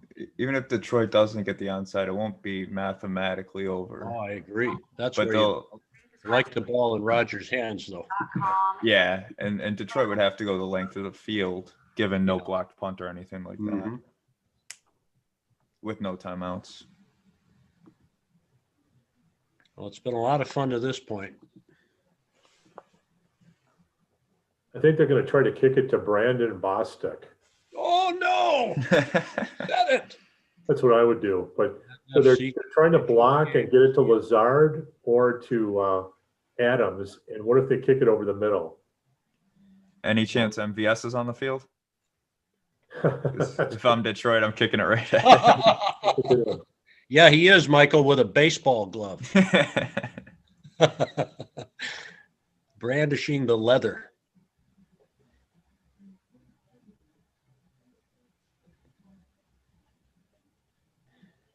Well, New Orleans not dead yet. Sorry to cut you off, but they just scored again. So they're going to cut it. New Orleans did. Yeah, so it'll be down to 24-21 if they make the extra point. Just a minute 24 to go. They'll have to go onside as well. Yeah. It's incredible how they're paralleling, huh? Yeah. New Orleans and Seattle are like cockroaches. You think they're dead and they're never dead. Mm-hmm. Yeah. I was just going to thank Andrew O'Grogan for Craig Sorbo, another super guest, Andrew. Thank you. Yeah, thanks, Craig. Thanks, Andrew. I'm not sure if Craig's still with us, but it was outstanding. Yeah, that was really interesting to hear about. I did not know about that lemonade stand. That's a inspirational story. Mm-hmm. The whole thing. This is huge. Uh-oh. Oh, it's turning. Oh, no. Oh, boy. It's out of bounds. It's out of bounds, though. So it's green baseball. I think you're right. There's a flag. Did it go 10 yards? It did go 10 yards, but it was out of bounds. That was a good style of kick, though. We've seen a bunch of different ones. The one where it kind of rolls and curves in. I like that style. Right. Well, I'll take nothing for granted. I feel better when JD says what he says, but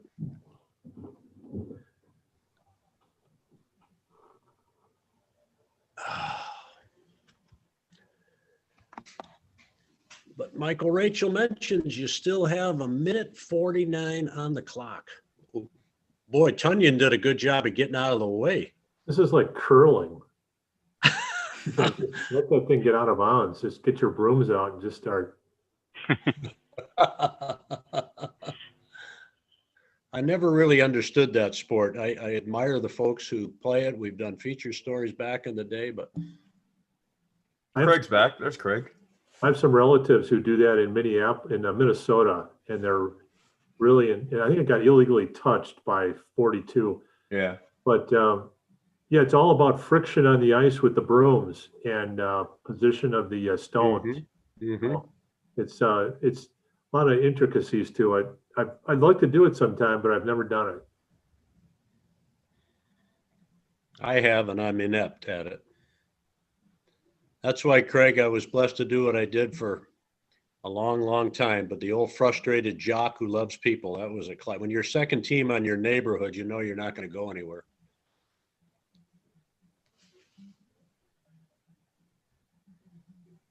Craig with us? I think he just had to leave. I think he's having a little trouble with the audio. Yeah. We almost had him. I thought you might say something because of Minnesota. I heard the Minnesota talk happening. Mm-hmm. What are they checking? Are they checking it if it went out of bounds, even if it touched? Are they saying that it touched a Packer? It didn't touch a Packer. And it never went 10 yards. It went out of bounds just before that 10-yard marker. Yeah, 1st and 10, Green Bay.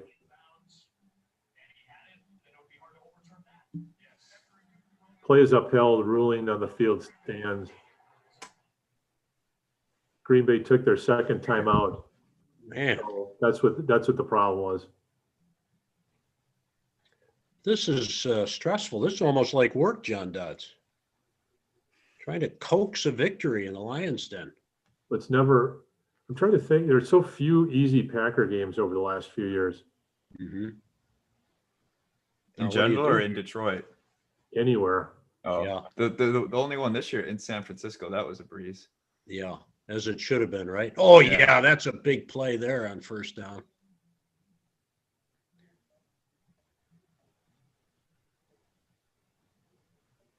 Mr. Cool. So it's one timeout left. So they run it again. They call another timeout. Then it's third down. Do you risk a pass or do you run it again and then run it down way down? You got 1:44 to go. So let's say it's a 5-second play timeout. Then you run it again, and so you'll be at about 1:35 seconds. So you'll be under a minute, and you're punting with the clock running. Look at Rodgers, most games with 3+ TD passes. Breeze, Peyton Manning, Tom Brady, and Rodgers one ahead of Favre now. His good buddy Farvey, as he calls him. That's funny how he's using it all the time. Farvey. Yeah. Okay, we got third and a pretty good distance to cover. Do you pass it? 5. I I would, John Dodds. How about you, Michael Rachel? Usually I'd say yes, but I'm going to say no here. Okay. Just because, I think that one timeout's huge.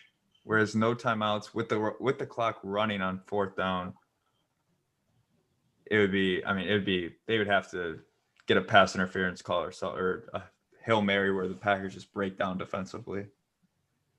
I run it because you can run that under a minute then. But if you get a first down, it's obviously over. Something in the flanks, I don't know. The other thing is, do you kick the field goal? No, not that. Oh yeah, I thought they were at the 30. There you go, rolling out. Yeah, I love it. But get there. Yes. Got there. That'll do it. Robert Tunyon. Paul Kaufman. The flanks, John. You keep saying work the flanks. That was a nice call. And Eagles are in victory formation as well. So Yes. Green Bay Packers first, and they clinched the NFC North with a win. Yes, sir. Glad you brought that up. Now Victory Monday is going to be sweet, John Dodds. Now you want to see the Rams lose one more game, and then New Orleans lose to Kansas City. Well, I think now Packers win out and they're the 1 seed because the Rams. I'm thinking of how tough that Tennessee game would be. Right. But they have Kansas City. So the Rams. Oh, that was similar to the Packers onside kick or the Detroit one. You said it. Wow. I thought they were re-showing the Packers one, to be honest, at first. And then Wow, the Rams have the Jets at home, Seattle at home, Seattle away, and then the Cardinals at home.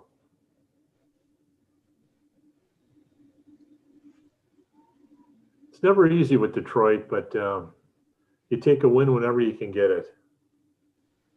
I think Matt LaFleur is 10-1 against NFC North. Darrell Bevel, a nice handshake there. He gave him all he could handle. You look forward to Bevel maybe getting an opportunity, but I suspect that he's going to have to win out or so. We'll see to actually get the job, take that interim tag off. Good stuff. How about a final comment or two from each of you? Although Andrew and Shannon from the Elephant League team, you're welcome to chime in as well. Good win, John, and the Packers are in the driver's seat. They are. Anytime Ron Wolf always used to say, you win the North. That's how you start it. You got to win the North. And so they did that. And even though the defense struggled, they came with their hair on fire from moment one. Rodgers was 26 out of 33 for 290, 3 touchdowns. Aaron Jones, 15 carries, 69 yards. Devontae Adams, 7 receptions, 115 and a touchdown. And MVS was with that signature catch at the goal line. He was 6 catches, 85 yards, and a touchdown. The Packer defense bends a lot, but the pass rush was there, and they were able to get Detroit into their passing offense. As long as the opponent can't run, the Packers can rush the passer and go with their nickel, and that's their base. And how big was the long field goal? 53 yards for Mason Crosby. It changes the complexion a little bit in terms of the Lions' strategy. Davante Adams, as you say, now he's got touchdowns in his last 8 games. That's a franchise record, passing the immortal Don Hudson. Michael, your thoughts? Yeah, obviously you can go straight to Davante Adams with another game over 115 yards and a touchdown. But as John just mentioned, MVS, 85 yards on 6 catches and a touchdown. That was impressive to me. It'd be nice for him to string maybe 2 in a row together. But hey, we'll take it. And then Rodgers, of course, no turnovers. Packers as a team, no turnovers again. If you don't turn the ball over, you're going to put yourself in position to win games, no matter how good or bad your defense is playing. Yeah, well said. They go to the Washington game up ahead for Ron Rivera over San Francisco at 23-15, late fourth quarter. Yeah, Aaron Rodgers, the 3 touchdown passes, and he ran one in. He's playing like an MVP. The Packers are in the driver's seat, and I would say if that could continue along with good play from number 12, he may, as John says, have to get to 50. What was it? Is his mark 45 touchdown passes, John? Boy, it's either 45 or 48, but yeah, it might have been the latter. You're right, a higher number. you got Carolina, Tennessee, and Chicago, the last 3, and you'd like to see the Rams lose one, because in a 3-way tie, you're in big trouble. Right now, you cannot ask for any more. That's for certain. Andrew Grogan, Shannon Gehringer from the Elephantly marketing team. Thanks. Great to have you both with us. It's been fun. Thank you. The only comment I thought to talk about was when we were mentioning Aaron Rodgers and the chip on the shoulder. I just thought about how much that relates to business, because I feel like, everyone might have a chip on their shoulder in whatever form or fashion. And so I feel like somebody said on the podcast how that might motivate you to even do better. And so I'm not sure if that was the case for Aaron Rodgers, but I've definitely seen how just having like that little edge can boost you to, whether it means proving someone else wrong, which you don't want to do, but just having that wherewithal to succeed in whatever fashion. So that was what resonated for me on the podcast tonight. Very, very good. And a Packers win. Andrew? Oh, yeah, I agree with that. And like you guys said earlier, it did remind you a little bit of the Jordan documentary when you spoke of that. That's kind of how a lot of athletes get their motivation, and again, also maybe professionals in some way. You gotta, especially during these times, other ways to motivate yourself during these times of mask wearing, right? So whatever you can do, but it's very inspirational to see the Packers win again. And I really enjoy, I think we've been saying it for a couple weeks now, so I'll say it again, run the table. They may have to do that. And this is exciting, though. This was huge today. Craig Sorbo, again, a great guest. We really appreciate all of you. And all I can do, again, is thank our friend and producer, Jason Ruck at Wisconsin Sports Stream, back in the studio, WSS, pipandodds.com with Michael Rachel. Thanks, everybody. It's been a lot of fun. And you're going to do it again next Saturday night, Carolina and the Green Bay Packers. So for John Dodds, Michael Rachel, Aaron O'Grogan, Shannon Gehringer, the whole team. It's awesome. I'm Tom Pipins. So long, everybody. A good Packers win, and God bless. Thanks, guys.